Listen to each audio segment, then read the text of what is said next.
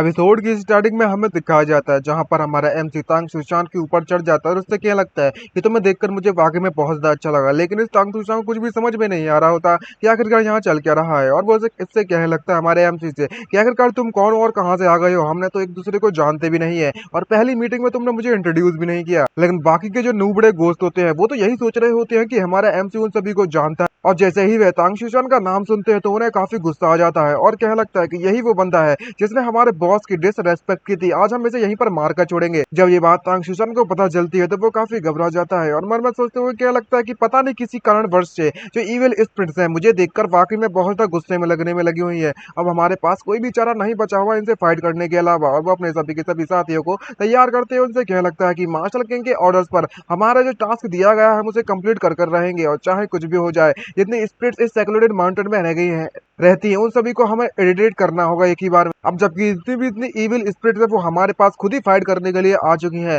तो चाहे कुछ भी हो जाए हम मार्शल किंग का जो भरोसा हमारे ऊपर है उसे तोड़ने नहीं दे सकते। तो तुम सभी के सभी लोग मुझे फॉलो करो और अंत तक इन्हें मारते रहना। दूसरी तरफ काफी मात्रा में गोश्त उनके ऊपर चढ़ बैठते उन्हें मारने के लिए, और वहीं पर उनका भयानक युद्ध चालू हो जाता है। लेकिन तांग सुचान को यहाँ पर कुछ गड़बड़ लग रही होती है क्योंकि उन गोश्त की स्ट्रेंथ इससे ज्यादा है, तो घबराते हुए कहने लगता है कि यहाँ पर तो बहुत ज्यादा इविल स्पिरिट्स है, हम इन्हें मारेंगे कैसे। तभी तांग सुचान का एक साथी उससे कहने लगता है कि बिग ब्रदर अब हमें क्या करना चाहिए, यहाँ पर इनकी संख्या हमसे बहुत ज्यादा है, हम ज्यादा देर तक होल्ड नहीं कर सकते। मन में सोचते हुए तांग सुचान कहने लगता है कि डैम इट, अगर मैंने इस जगह को छोड़कर नहीं गया तो शायद मैं भी यहाँ पर मारा जाऊंगा। उसके इतने भी साथी हैं वो अभी भी इस मॉन्स्टर से फाइट करने में लगे होते हैं, लेकिन तभी वो तांग सुशान वहां से भागने की कोशिश करता है हमारे एमसी को फंसाने के बाद, और कहने लगता है कि हे ब्रदर तुम भी यहाँ पर इस सिचुएशन को संभालो, मैं जल्दी से जाकर रेनफोर्समेंट लेकर आता हूँ तुम्हारे लिए। जिसको देखकर हमारा एमसी मन में सोचते हुए क्या लगता है कि ये बंदा वाकई में बहुत ज्यादा खराब और ट्रीचरियस है, इसने एक्चुअली में अपने टीममेट्स को गद्दारी कर दी, धोखा देके भागने में लगा हुआ है। लेकिन हमारा एमसी भी एक नंबर का कमीना ठहरा है, वो भी कहने लगता है कि जनरल टांग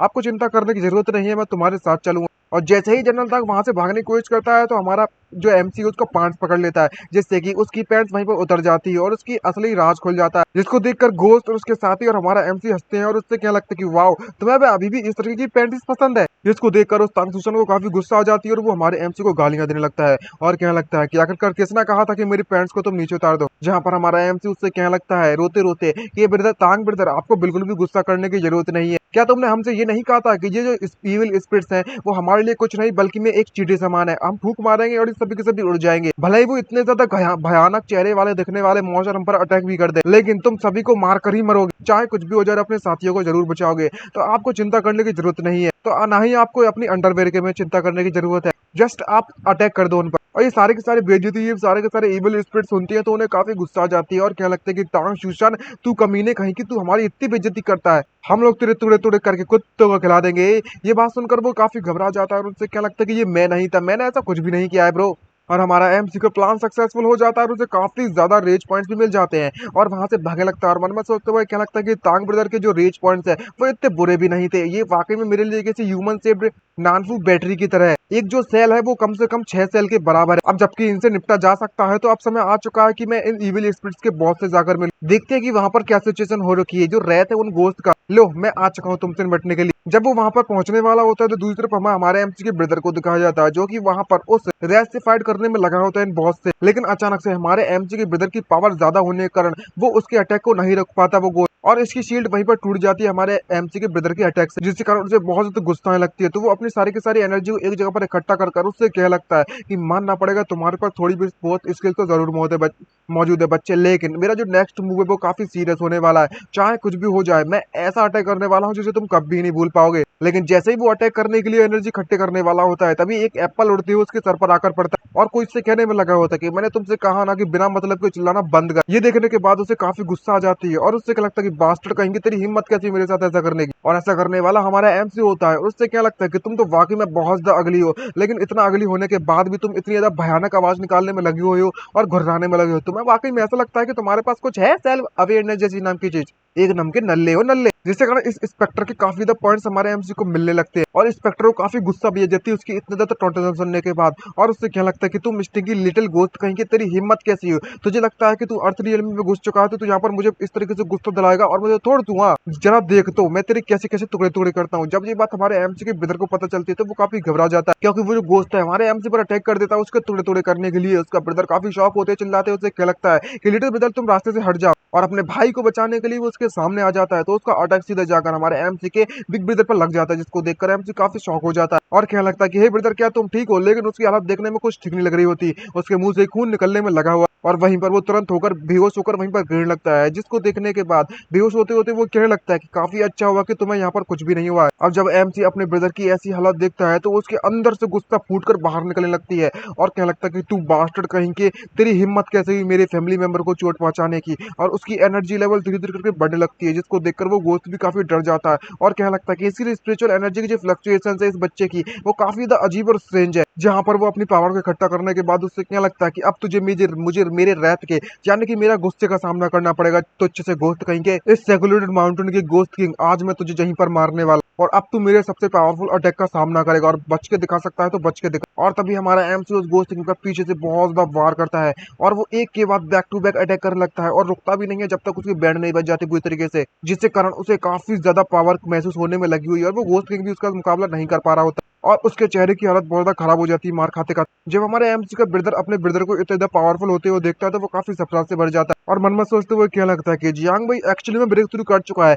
सेकंड रियल में अर्थ स्टेज की वो, और इतना ही नहीं बल्कि में उसने इस गोश्त को भी हरा दिया बिना किसी परेशानी के और वो गोश्त मरा हुआ जमीन पर पड़ा होता है। लेकिन जब हमारा एमसी इतना ज्यादा एनर्जी का इस्तेमाल कर लेता है तो वो वहीं बेहोश होकर गिर जाता है, तो उसका ब्रदर उसे बचाने के लिए तुरंत आकर उसे वहीं पर पकड़ लेता है और मन में सोचते हुए कहने लगता है कि मेरे ब्रदर की जो पल्स है वो काफी ज्यादा चार्ट है, क्योंकि जिसकी स्पिरिचुअल पावर है पूरी तरीके से एग्जॉस्ट हो चुकी है, खत्म हो चुकी है। इस गोश्त से फाइट करने के लिए मेरे ब्रदर ने अपने आप को बहुत ज्यादा फोर्स कर दिया था, सारी की सारी एनर्जी इसने इस्तेमाल कर ली है। दूसरी तरफ हमें जनरल तांग शूशान को दिखाया जाता है जहां पर उसके आसपास के जितने भी गोश्त होते हैं वो गायब होने लगते हैं, जिसको देखकर वहां पर सभी के सभी सबोर्डिनेट्स के चिल्लाते हुए कहने लगते हैं कि यहाँ पर क्या चलने में लगा हुआ है, जो गोश्त है वो अचानक से धूल में कैसे बदल गए, हम लोग वाकई में जीत चुके हैं। जब ये बात तांग शूशान को पता चलती है तो वो मन में सोचते हुए कहने लगता है कि ये तो तभी पॉसिबल है जब गोश्त किंग इस सेक्लोडेड माउंटेन में रहने वाला मारा जा चुका है, तभी इसकी जो माइनस स्पिरिट है वो गायब हो जाती है। लेकिन जो गोश्त किंग है वो तो काफी ज्यादा स्ट्रॉन्ग है, लेकिन कैसे पॉसिबल हो सकता है, कौन मार सकता है इसे? और तभी हमारे एमसी के ब्रदर को वो आते हुए देखता है और हमारे एमसी को देखता है तो वो काफी सरप्राइज होते हैं, मन में सोचते हुए क्या लगता है क्या ये तो यंग मास्टर जियांग नान नहीं है क्या? इससे पहले जो मार्शल किंग है उन्होंने मुझे कई बार इसे इनवाइट करने के लिए भेजा गया था सेक्टर मास्टर से, वूजी सेट के सेक्टर मास्टर को, लेकिन हमेशा मुझे रिजेक्शन ही मिला और मैंने कई बार इस यंग मास्टर से भी मिला और इसे देखने के बाद इसके पसीने छूट जाते हैं। तो वो उसको सम्मान देते हुए उससे पूछने लगता है क्या ऐसा पॉसिबल हो सकता है कि इस गोस्ट से निपटने वाला जो कि सेक्लोड माउंटेन में रहने वाला है वो आप है क्या? आपने वाकई में इसको मार दिया, वाकई में आप एक हीरो हम सभी के लिए। ये बात सुनने के बाद वो उसे डायरेक्टली बता देता है और उससे क्या लगता है कि नहीं, वो मैं नहीं था जो कि इस गोस्ट को मारने वाला हूँ, बल्कि मैं, मेरा ब्रदर है। तुम्हें अगर किसी का धन्यवाद कहना है तो मेरे ब्रदर का कहना चाहिए। जिसको देखकर तांग शूशान उससे कहने लगता है कि ये वही बंदा नहीं है जिसने अभी भी मुझे ट्रिक किया था। तभी अचानक से हमारा एमसी उससे कुछ बड़बड़ाने लगता है, जिसको देखकर उसका भाई उससे क्या लगता है कि तुम्हें क्या कहने में लगे हो ब्रदर, जहां पर उस नशे की नींद की हालत में भी हमारा एमसी उससे क्या लगता है कि मेरे सामने अपने घुटने टेको। इसको देखकर तांग शूशान को काफी गुस्सा आने लगती है और वो क्या लगता है कि ये बंदा सोने के बाद भी इतना ज्यादा अनोइंग है और काफी गुस्सा दिला रहा है। लेकिन अब जबकि इनके पास टाइम नहीं होता तो जियांग नान उसे अपने ब्रदर को लेकर वहां से जाने लगता है और उससे कहने लगता है तांग शूशान से कि मेरे ब्रदर को काफी ज्यादा चोट लग चुकी है, इसके कारण इस वक्त वो काफी ज्यादा कंफ्यूज है, इसकी बात पर बिल्कुल भी ध्यान मत देना, हम लोग वापस जाने में लगे हुए हैं। तभी तांग शूशान उससे क्या लगता है कि जी हाँ, तुम दोनों को दोनों हीरोज वापस जा सकते हो, आपके करेज और आपकी जो रीति आपने जहाँ पर दिखाई है वो डेफिनेटली मैं इस चीज को मार्शल किंग पर रिपोर्ट करूंगा और जो भी सेक्रेट माउंटेन पर रहते थे लोग, उन लोगों की तरफ से मैं आप सभी को बहुत बहुत धन्यवाद देता। और तभी हमें नेक्स्ट सीन में हमारे एमसी को एक अजीब सी जगह पर दिखाई देता है जहाँ पर वो जैसे ही इस किसी चीज के अंदर घुसता है तो वहां पर वो हमारी प्रिंसेस को रोते हुए देखता है, जिसको देखकर वो काफी सरप्राइज होती है। क्या लगता है कि ये वही लाइट नहीं है जो कि सेक्रेटेड माउंटेन पर थी, क्या ये वाकई में याल्लान है? यहाँ पर प्रिंसेस याल्लान डायरेक्टली हमारे एमसी को गले लगा देती है और क्या लगती है कि जियांग भाई मैं वाकई में बहुत ज्यादा डर गई थी। तो एमसी क्या लगता है कि तुम्हें चिंता करने की जरूरत नहीं है, लेकिन जैसे ही वो नजदीक से देखता है तो पता चलता है कि ये तो जियांचू होता है, चेंजू होता है, जिसको देखने के बाद वो काफी ज्यादा सरप्राइज हो जाता है और तभी अचानक से डर के मारे उसकी नींद खुल जाती है और जैसे ही उसकी नींद खुलती है तो वो वहां पर असली वाली प्रिंसेस को अपने सामने देखता है। तो प्रिंसेस उससे कहने लगती है कि जियांग मास्टर जियांग क्या आपको होश आ चुका है? और जैसे ही हमारा एमसी उन फ्लावर पर डालकर देखता है ये तो वही फ्लावर था ना जो कि नाम दिया था उसने, मम फ्लावर। प्रिंसेस हमारी एमसी को इतना सरप्राइज होती है उससे क्या लगता है कि फाइनली तुम यहाँ पर, तुम्हें होश आ चुका है। दूसरी तरफ हमारा एमसी मन में सोचते हुए कहने लगा होता है ये सारे के सारे जो परेशानी है वो इसी फ्लावर के कारण हुई होगी, मुझे ये सपना आया था भयानक वाला। तभी प्रिंसेस एक मेडिसिन का बाउल लाकर हमारे एमसी को देते हुए उससे कहने लगती है कि तुम इसे ले लो, तुम्हारा दिमाग थोड़ा सा शांत हो जाएगा, तुम काफी समय से बेहोश पड़े हुए थे, कम से कम 3 दिन हो चुके हैं तुम्हें और हम लोग तुम्हारे लेकर काफी ज्यादा चिंता में पड़े हुए थे। ये देखकर एमसी काफी शॉक हो जाता है और उससे क्या लगता है कि मैं वाकई में इतने ज्यादा देर तक सोने में लगा था। तभी प्रिंसेस सब कुछ बताती है और उससे क्या लगता है कि हमें तुम्हारे बारे में पता पता चला कि तुमने किस तरीके से उन सभी के सभी गोश्त को अपनी बहादुरी से मार दिया है, और मुझे पता है कि वो सिचुएशन कितनी ज्यादा डेंजरस थी तुम्हारे लिए। और उसकी आंखों को देखकर लगता है कि इसने काफी समय से सोई नहीं है। जब हमारा एमसी उसकी आंखों को देखता है तो क्या लगता है कि इसकी आंखों के अंदर जो डार्क सर्कल बने हुए हैं, लगता है कि ये मेरे को काफी समय से देखते हुए आने में लगी हुई है और इसने बिल्कुल भी आराम नहीं किया। तो हमारा एमसी प्रिंसेस के गालों को छूता है और उससे क्या लगता है कि मुझे माफ कर देना कि मेरे कारण तुम्हें इतनी ज्यादा परेशानी का सामना करना पड़ा, और उसके आंसुओं को वहीं पर पहुंच देता, जिसको देखने के बाद वो प्रिंसेस पूरी तरह से लाल पड़ जाती है और शर्म के मारे वहां से भागते हुए कहने लगती है कि तुम्हें अपनी मेडिसिन खुद ले लेनी चाहिए और तुम्हें अपना ख्याल रखना चाहिए, बाय बाय। और ये कहने के बाद वो वहां से चली जाती है। तो हमारा एमसी पूरी तरीके से कंफ्यूज हो जाता है और कहने लगता है कि जो याल्लान है वो अचानक से वहां से क्यों भाग गई। तभी सिस्टम आती है और उससे कहने लगती है कि होस्ट तुम वाकई में बहुत ज्यादा कमजोर हो, अगर जो मैन है उसने अपने आप को स्ट्रेंथ नहीं किया है तो लेडीज सीधी सी बात है कि वो यहाँ से भाग जाएंगे। ये बात सुनने के बाद एमसीयू गुस्सा आ जाती है और उससे क्या लगता है कि आखिरकार तुम कमजोर किससे कहने में लगी हुई हो। तभी सिस्टम उससे कहने लगती है कि लिटिल ब्रदर तुम्हारा जो स्टेमिना कम था उसके कारण तुम बेहोश हो गए, और तुम बेहोश होने के कारण तुम्हारी बेइज्जती गंदी तरीके से हो। तुम तो वाकई में बहुत ज्यादा बेकार होस्ट हो जो कि मैंने अब तक चुना है इतने इतने होस्ट में। ये बात सुनने के बाद एमसी उससे क्या लगता है कि ये लाइन मैंने कम से कम मिलियंस बार सुनी। तभी सिस्टम उससे कहने लगती है कि इस बार तुम्हारी किस्मत वाकई में अच्छी थी, जिसके कारण तुम उस गोश्त से फाइट करने के बाद भी तुम जिंदा रह गए, लेकिन अगली बार तुम इतने ज्यादा लकी नहीं होने वाले। तो ये बात सुनकर हमारे एमसी मैन में सोचते हुए क्या लगता है कि ये बात तो मानना पड़ेगी, अगर मैं यहाँ पर घर पर रहता हूँ हमेशा पूरी पूरी पूरी जिंदगी भर तो शायद मैं सुरक्षित रहूंगा, लेकिन जैसे मैं अपना कदम घर के बाहर रखता हूँ तो पूरी की पूरी सिचुएशन काफी डेंजरस हो जाती है, क्योंकि हर जगह पर सिर्फ और सिर्फ बिग शॉट्स ही है। तभी हमारी जो सिस्टम होती है वो इसे मॉल दिखाती है और उससे कहती है कम ऑन यंग मैन, यहाँ पर अब समय आ चुका है कि तुम्हारे खुद के तुम्हारे पास इक्विपमेंट होने चाहिए, तुम इनका इस्तेमाल कर सकते हो। जिसको देखकर एमसी काफी सरप्राइज हो जाता है और उसकी आंखें पूरी की पूरी तरह से नजर से चमक पड़ती है स्टार स्टार उसे देखने के बाद, और क्या लगता है ये तो एक्सक्लूसिव वेपन है, ये तो वाकई बहुत एक्साइटिंग चीज है। लेकिन एक बात मुझे समझ नहीं आ रही है कि इन्हें बनाने के लिए मुझे मटेरियल्स कहाँ ढूंढने जाना पड़ेगा। तभी सिस्टम उससे क्या लगता है कि मैंने पूरे के पूरे इलाके को पूरी तरीके से स्कैन मार लिया है, यहाँ पर मुझे सेलेस्टियल मटेरियल दिखने में लगे हुए हैं, अर्थली ट्रेजर दिखने में लगे हुए हैं। अगर होस्ट को अगर वो चाहिए तो उसकी जो लोकेशन है वो सिर्फ और सिर्फ 500 मीटर है नॉर्थ में। ये देखने के बाद एमसी काफी सरप्राइज हो जाता है और उससे कहने लगता है कि ये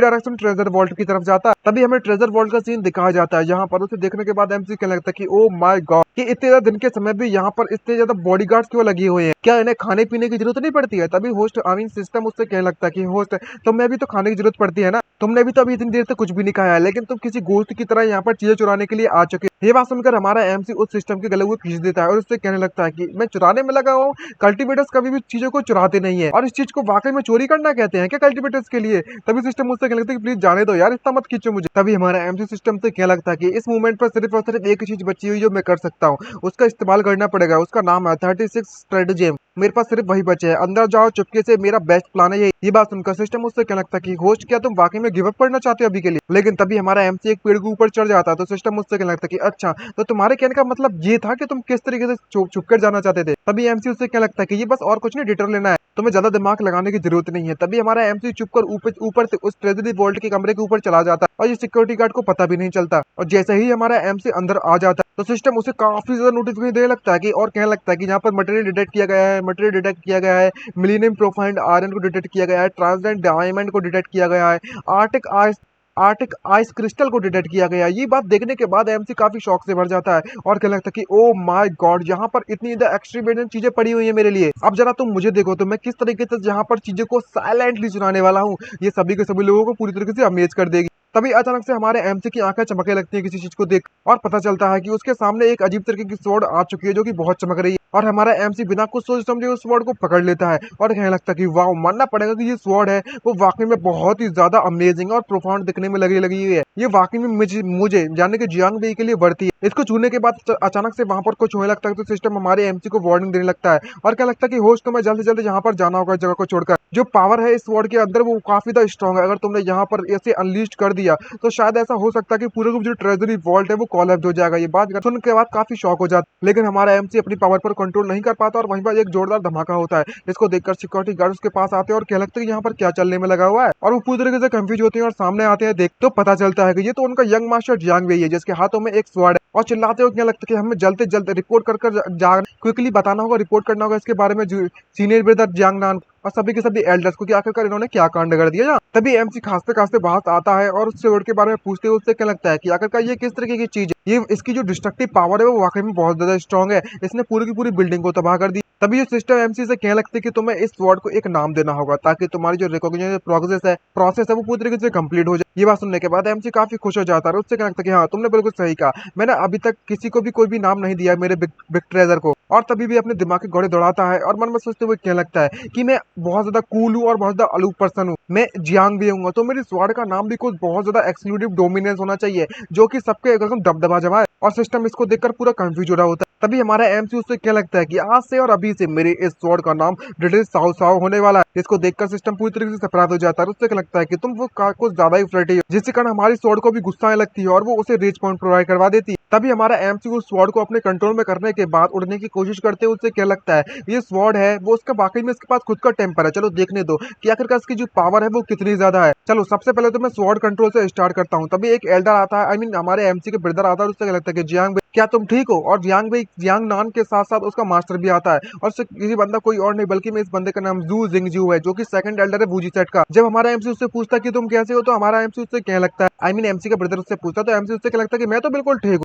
सिर्फ और सिर्फ मैं ठीक ही नहीं हूँ बल्कि मुझे एक बहुत ही ग्रेट स्वॉर्ड भी मिल चुकी है बहुत अच्छी। लेकिन उसके बाद हमारा एमसी अपना कंट्रोल खो देता है स्वॉर्ड, जिससे कि वो स्वॉर्ड आउट ऑफ कंट्रोल हो जाती है और वो वहां पर उड़ना चालू कर देती है वो भी फुल रफ्तार में। और वो चिल्लाते हुए क्या लगता है कि ब्रदर एल्डर जल्दी से रास्ते से हट जाओ, ये स्वॉर्ड मेरी बात नहीं सुन रही है और पूरी तरह से आउट ऑफ कंट्रोल हो चुकी है। जिसको देखकर एल्डर चिल्लाते हुए उससे क्या लगता है कि जियांग भी आखिरकार तुम यहाँ पर क्या करने में लगे हो, जल्दी से रुक जाओ। सेकंड एल्डर ये बात तो मैं भी नहीं करना चाहता था, ऐसा काम मैं भी नहीं करना चाहता था, लेकिन मैं स्वॉर्ड को कंट्रोल ही नहीं कर पा रहा। और अंत में आने के बाद एक गुफा की तरफ हमारा एमसी गिर जाता है वहीं, और गिरने के बाद वो अब स्वॉर्ड को गालियां देते हुए उससे क्या लगता है लिटिल साव साव तुम वाकई में बिल्कुल भी ओबीडिएंट नहीं हो, मेरी बात क्यों नहीं सुन रही हो, आखिरकार तुम मेरी कमांड सुनने का क्या लोगी। तभी अचानक से एमसी कुछ देखता है तो उसके मुंह से एकदम से तूर निकल पड़ता है क्योंकि वो काफी शौक होता है। उसने हमारे अपने एल्डर के कपड़े इस तरीके से फाड़े होते हैं कि एल्डर को बहुत गुस्सा आने लगता है और चिल्लाती है। उससे क्या लगता है कि जियांग भाई तेरी हिम्मत कैसी हुई मेरे साथ ऐसा करने की, तुम्हारे लिए यही बेटर है कि तुम मुझे यहाँ पर एक रीजनेबल एक्सप्लेनेशन दो। तो एमसी उसे कंट्रोल करने की कोशिश करता है और रोकता है। उससे क्या लगता है कि मैं बस तो अपनी अपनी जो न्यू एक्वायर्ड स्वॉर्ड थी वेपन था उसे टेस्ट करना चाहता था, किसे पता था कि यहाँ पर सिचुएशन ऐसी हो जाएगी। तभी पीछे से एक डिजिपल आकर उससे क्या लगता है कि एल्डर एल्डर हमारे माउंटेन गेट के बाहर कोई बंदा आ चुका है, जिसको देखकर वो दोनों के दोनों काफी शौक हो जाते। लेकिन जैसे ही ये डिजिपल अपने एल्डर के इस तरह कपड़े की डिजाइन देखता है तो वो भी काफी खुश हो रहा है, एकदम हंसने लगता है जोर जोर से देखकर। तभी एल्डर उस पर चिल्लाते हुए गुस्से से कहने लगता है कि यहाँ पर तुम बकवास करना बंद करो और जिस काम के लिए तुम आए हो उसके बारे में बताओ। तभी डिजिपल उसे एक्सप्लेन करते हुए उससे क्या लगता है कि यस एल्डर मैं अभी बताता हूँ हंसते हंसते। यहाँ पर किसी बंदे का नाम जिसका नाम तांग शूशान है जो कि यहाँ पर आ चुका है और कहने में लगा हुआ है कि वो यंग मास्टर से मिलना चाहता है। ये बात सुनने के बाद एमसी उससे क्या लगता है कि तांग शूशान ये तो वही कावड़ड डरपोक ल्यूटिनेंट है ना। तो वो अपने डिसिपल के पास उससे कहने लगता है कि ठीक है मैं उस तांग शूशान से मिलने के लिए तुम्हारे साथ चलता, मुझे लगता है कि वो मेरा बहुत पुराना दोस्त है। तभी एल्डर पीछे चिल्लाते उससे कहने लगता है कि जियांग भाई तुम ब्रेड कहीं के, तुम इस बारे में कभी सोचना ही मत कि इस मैटर से तुम्हें मैं ऐसी इतनी इतनी आसानी जाने दूंगा, मैं अपना बदला तुझसे जरूर लूंगा। और तभी हमारा एमसी और जियांग नान और जियांग भाई दोनों को दोनों उस तांग शूशान के पास पहुंच जाते हैं। तो जियांग भाई उससे क्या लगता है कि आखिरकार देखो तो जरा कितने इधर रेयर गेस्ट आए हुए हैं हमारे पास, जल्दी से बताओ आखिरकार तुम मुझसे यानी कि जियांग भाई से मिलने के लिए क्यों आए हो, तुम्हें क्या काम है मुझसे। तभी तांग शूशान मन में सोचते हुए कहने में लगा हुआ होता है कि ये जो बंदा है इसकी जो टंग है वो वाकई में बहुत ज्यादा शार्प है। अभी भी अगर ये वाकई में मार्शल किंग का ऑर्डर नहीं होता, कमांड नहीं होती, तो मैं इसे कभी देखने के लिए भी आता नहीं, क्योंकि मेरे किंग ने मुझे ये ऑर्डर दिया है कि इस बंदे ने एक्चुअली में सभी के सभी स्पेक्टेटर्स को एडिट कर दिया है, उस इविल मास्टर को, इविल स्पिरिट्स को। जल्दी से जाओ और उस टैलेंट को वूजी सेट से यहाँ पर लेकर, जहाँ पर हमारा जो तांग शूशान है वो एमसी से कहने लगता है कि मैं यहाँ पर अपने मार्शल किंग के ऑर्डर पर तुम्हें इन्वाइट करने के लिए आया हूँ, तुम दोनों के दोनों यंग मार्शल को, जो जहाँ पर हमने बंकित रखा है तुम दोनों के लिए। आपने जो हमारे लिए इतना बड़ा फेवर दिखाया था सभी के सभी इविल स्पिरिट्स को एडिकेट करने के लिए, उसके लिए ग्रेटिट्यूड दिखाते हैं हम अपना। ये बात सुनने के बाद जियांग नान उससे क्या लगता है कि तुम्हें ऐसा कुछ भी करने की जरूरत नहीं, हमें इविल स्पिरिट को एडिट करने का तो हमारी बूजी सेट की एक ड्यूटी थी। ये बात सुनकर एमसी बुझ से कहता है एग्जैक्टली जैसा कि मेरा ब्रदर कहने में लगा हुआ था, यहाँ पर ऐसा कुछ तो नहीं है जो कि इतना ज्यादा इंपॉर्टेंट था, ये तो वैसे भी हमारा ड्यूटी था, हमारा काम था, तो हमने कर दी। कम से कम मैं कुछ उन लोगों की तरह तो नहीं हूँ जिनकी एबिलिटीज और पर्सनैलिटी दोनों ही बहुत ज्यादा कमजोर, जो कि इतना डरपोक है कि वो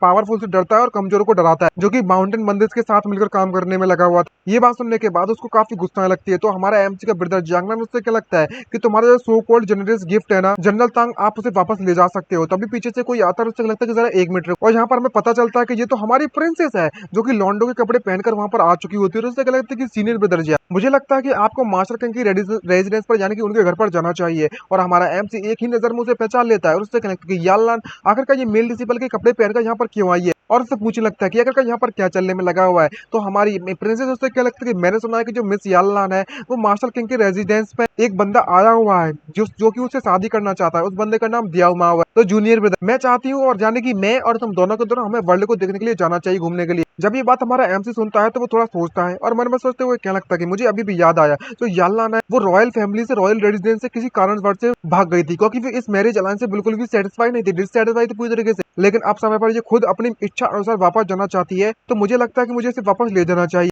जरूर कुछ ना कुछ काम होगा इंपॉर्टेंट। और तुरंत एमसी मान जाता है और उससे क्या लगता है कि ठीक है, अब जबकि मेरा जो जूनियर ब्रदर है वो वाकई में वर्ल्ड को देखना चाहता है, तो मेरा जो वूजी सेक्ट है उसमें अगर तुम्हारे बंकेट को अटेंड कर भी लेता है तो उसमें कोई नुकसान वाली बात नहीं होने वाली। और मन में सोचते फिर कहने लगता है कि ये इसका ना कुछ तो इंपॉर्टेंट रीजन जरूर रहा होगा जिससे कि वो उस रेजिडेंस में वापस जाना चाहती है। अगर ऐसी बात है तो मैं इसकी मदद कर देता हूँ थोड़ी देर। तभी हमें 3 दिनों के बाद सीन दिखाया जाता है मार्शल किंग के रेजिडेंस, जहाँ पर हमारे एमसी का एमसी के प्रिंसेस का पप्पा बैठा हुआ होता है, जो कि ड्रिंक करते हुए किसी से कह रहा होता है कि डिया माए, यहाँ पर तुम आ चुके हो, हमारे रेजिडेंट में 4 चांद लग चुके हैं, चलो मैं तुम्हें टावर्स देता। तभी हमें इस नमूने को दिखाया जाता है जिस बंदे का नाम डियाओ माओ है, रियल मी अननोन है, लेकिन ये ड्यूक डियाओ बाओ का बेटा है। और कह रहा होता है कि मैं यहाँ पर इस बार अपनी फियांसे को देखने के लिए आया हुआ हूँ, मिस याल्लान को। और कहने लगता है कि हम काफी समय बाद मैं यहाँ पर आया हुआ हूँ, जब हम लास्ट में मिले थे हमें काफी समय हो चुका है, तो मैं देखना चाहता हूँ कि आखिरकार मेरी जो बीलड फियांसे है वो इस समय पर कैसी है। तभी मार्शल किंग उससे क्या लगता है कि ये तुम्हें जल्दी जल्दी जाकर याल्लान को वापस लेकर आना चाहिए अपने सर्वेंट से, कहने लगता है। लेकिन सर्वेंट पूरी तरीके से घबराया होता है और मन में सोचते हुए क्या लगता है कि जो यंग लेडी है वो ऑलरेडी यहाँ पर काफी समय से नहीं जा चुकी है, तो आखिरकार मैं उसे ढूंढने के लिए कहाँ जाऊँ। तभी मार्शल किंग बहुत ज्यादा कम आवाज में उसे धमकाते हुए क्या लगता है कि तुम बाहर जाओ और इधर उधर थोड़ा घूम लो। और यहाँ पर आने के बाद कहना कि जो प्रिंसेस है वो काफी ज्यादा बीमार है या फिर सोने में लगी हुई है, ताकि इस मैटर को कवर अप किया जा सके, और लात मार के अपने सर्वेंट को बाहर भगा दे। तभी यहाँ पर एंट्री होती है यंग मास्टर वूजी सेट और हमारा एमसी जियांग बाई, जियांग नान और प्रिंसेस, तीनों को तीनों वहां पर आने के बाद एमसी उससे क्या लगता है कि जो मार्शल किंग है वो वाकई में बहुत ज्यादा बिग एथलेटिक फुट है उनका, यानी कि उनका पैर बिल्कुल किसी एथलेटिक की तरह, क्योंकि तुम्हारे पैर के दौरान सभी के सभी लोगों को लात मारकर भगा दिया जाता है। तभी मार्शल किंग उसकी तारीफ करते हुए उससे क्या लगता है कि ओ माय, यहाँ पर यंग मास्टर फाइनली आ चुके हैं, कम ऑन गाइस, यहाँ पर आकर बैठो बैठो सीट पर। और मन में सोचते हुए क्या लगता है कि आखिर का जो यंग मास्टर है ये वाकई में बहुत ज्यादा हैंडसम है, लेकिन इसकी जो टंग है वो वाकई में बहुत ज्यादा शार्प। तभी इस जियांग बाओ की नजर किसी पर जाती है जिसको देखकर वो पूरी तरह से फिदा हो जाता है, और ये कोई और नहीं बल्कि मैं इस जियांग नाओ की जियांग नान पर इसकी नजर जाती है, दिया माओ की। और क्या लगता है कि इसकी ये नाक, इसकी ये आंख, आखिरकार इस वर्ल्ड में इतना परफेक्ट मैन कैसे हो सकता है? क्या भाई ये बंदा गे वगैरह है क्या? और जब इस तरीके से वो हमारे एमसी की ब्रदर जियांग नान को घूरने में लगा होता है, तो हमारा एमसी का ब्रदर जियांग नान उससे क्या लगता है कि तुम्हें अपने काम से काम रखना चाहिए। और जब इतना ज्यादा सीरियस पहरा बनाता है तो पूरी तरीके से पट जाता है ये लौंडा, भाई छी। और मन में सोचते हुए इसी के बारे में सोचे लगता है हमारे एमसी के ब्रदर जियांग नान के बारे में। और क्या लगता है कि इस बंदे ने एक्चुअली में मेरी आंखों में देखकर मुझे कुत्ता कहने में लगा हुआ है और ये मेरी तारीफ करने में लगा हुआ है। वाह! जब जियांग नान इसकी ऐसी हरकतें देखता है तो वो अपने ब्रदर से पूछने लगता है कि आखिरकार जिस दाओ माओ के साथ परेशानी क्या है, ये इस तरीके से मुझे क्यों घिरने में लगा हुआ है। तभी हमारा एमसी मन में सोचते हुए क्या लगता है कहीं ये बंदे की आंखें मेरी ब्रदर पर तो नहीं है। जब ये बात मार्शल किंग को पता चलती है तो वो मन में सोचते हुए क्या लगता है कि आखिरकार यहाँ का जो एटमोस्फेयर है वो इतना ज्यादा टेंस क्यों हो गया है। मुझे लगता है कि अभी की सिचुएशन से मुझे ब्रेक करना पड़ेगा, और सभी को कहने लगता है गार्ड्स जल्दी से वंकित को रेडी कर लो। तभी डियाओमा उनको रोकता है और उससे क्या लगता है कि मैं इस यंग मास्टर का नाम पूछ सकता हूँ जियांग फैमिली से जो आया हुआ है, क्या इस प्रिंस को इस बात का ऑनर मिल सकता है कि मैं तुम्हें इन्वाइट कर सकता हूँ अपने साथ बात करने के लिए। इसकी इस तरह की हरकतें देखने के बाद हमारे एमसी जियांग वाई को काफी गुस्सा आ जाती है, तो वो अपनी स्वॉर्ड उस पर छोड़ देता है और उससे क्या लगता है कि तुम बिग हेडेड गोस्ट कहीं की, तेरी हिम्मत कैसे हुई मेरे बिग ब्रदर के साथ इस तरीके से बात करने की, क्योंकि जो मेरा ब्रदर है वो एक मेनली मैन है। जिससे पहले कि तुम दूसरों को क्रिटिसाइज करो तुम्हें पहले अपने आप को देख लेना चाहिए, तुम डेड बीट ब्रिटी बॉय कहीं के। ये बात सुनने के बाद हमारे जो दिया हुआ है हमारे एमसी को दिया हुआ चिल्लाते उससे क्या लगता है कि तुम मुझे प्रिटी बॉय करने में लगे हुए हो, जरा तुम अपनी साइड तो देखो, जहाँ पर तुमने भी तो एक प्रिटी बॉय को अपने साथ में रखा हुआ है। भाई सभी को अपने जैसा समझने में लगा हुआ है क्या? ये सब इसलिए कहने में लगे हुए कि मैं दिया काफी ज्यादा हैंडसम हूँ इसलिए तुम्हें जेलस महसूस होने में लगा हुआ है। लेकिन जैसे ही वो अपने सर को छूकर देखते तो पता चलता है कि इसकी बाल तो वहां से गायब हो चुके हैं। इसकी फालतू की बकवास सुनने के बाद हमारी प्रिंसेस अपने बालों को खोलती है और उसे समझाते हुए उससे लगती है कि जरा तुम ध्यान से देखो कि आखिरकार मैं कौन हूँ, तभी तुम्हें समझ में आ जाएगा। तभी दियामा उसे घुरकर देखता है और उससे लगता है कि इसका फेस कुछ जाना पहचाना से लगने में लगा हो। और बात करें इसकी चेस्ट के बारे में तो वो बिल्कुल मेरी जितनी बड़ी नहीं है। तो वो उससे कहता है दिया वो, अच्छा मुझे समझ में आ चुका है, तुम जरूरी उस याल्लान के ब्रदर हो गए जिसका नाम हुओ बाइतियान है। जिसको देखने के बाद मार्शल किंग पूरी तरीके से कंफ्यूज शॉक हो जाता है और जियांग भी पूरी तरीके से भाई साहब शॉक हो जाते हैं और मन में सोचते हुए क्या लगता है कि मानना तो पड़ेगा ये दियांग ब्याह हुआ पूरी तरीके से दिमाग से खराब है भाई, टोटली बेवकूफ है, एक नंबर का गधा है। इसके इस तरह के बिहेवियर को देखने के बाद प्रिंसेस भी कनपट्टी में जोड़ के बजाते हैं और उससे लगता है कि ये मेंटल जैसे दिखने वाले बंदा यहाँ पर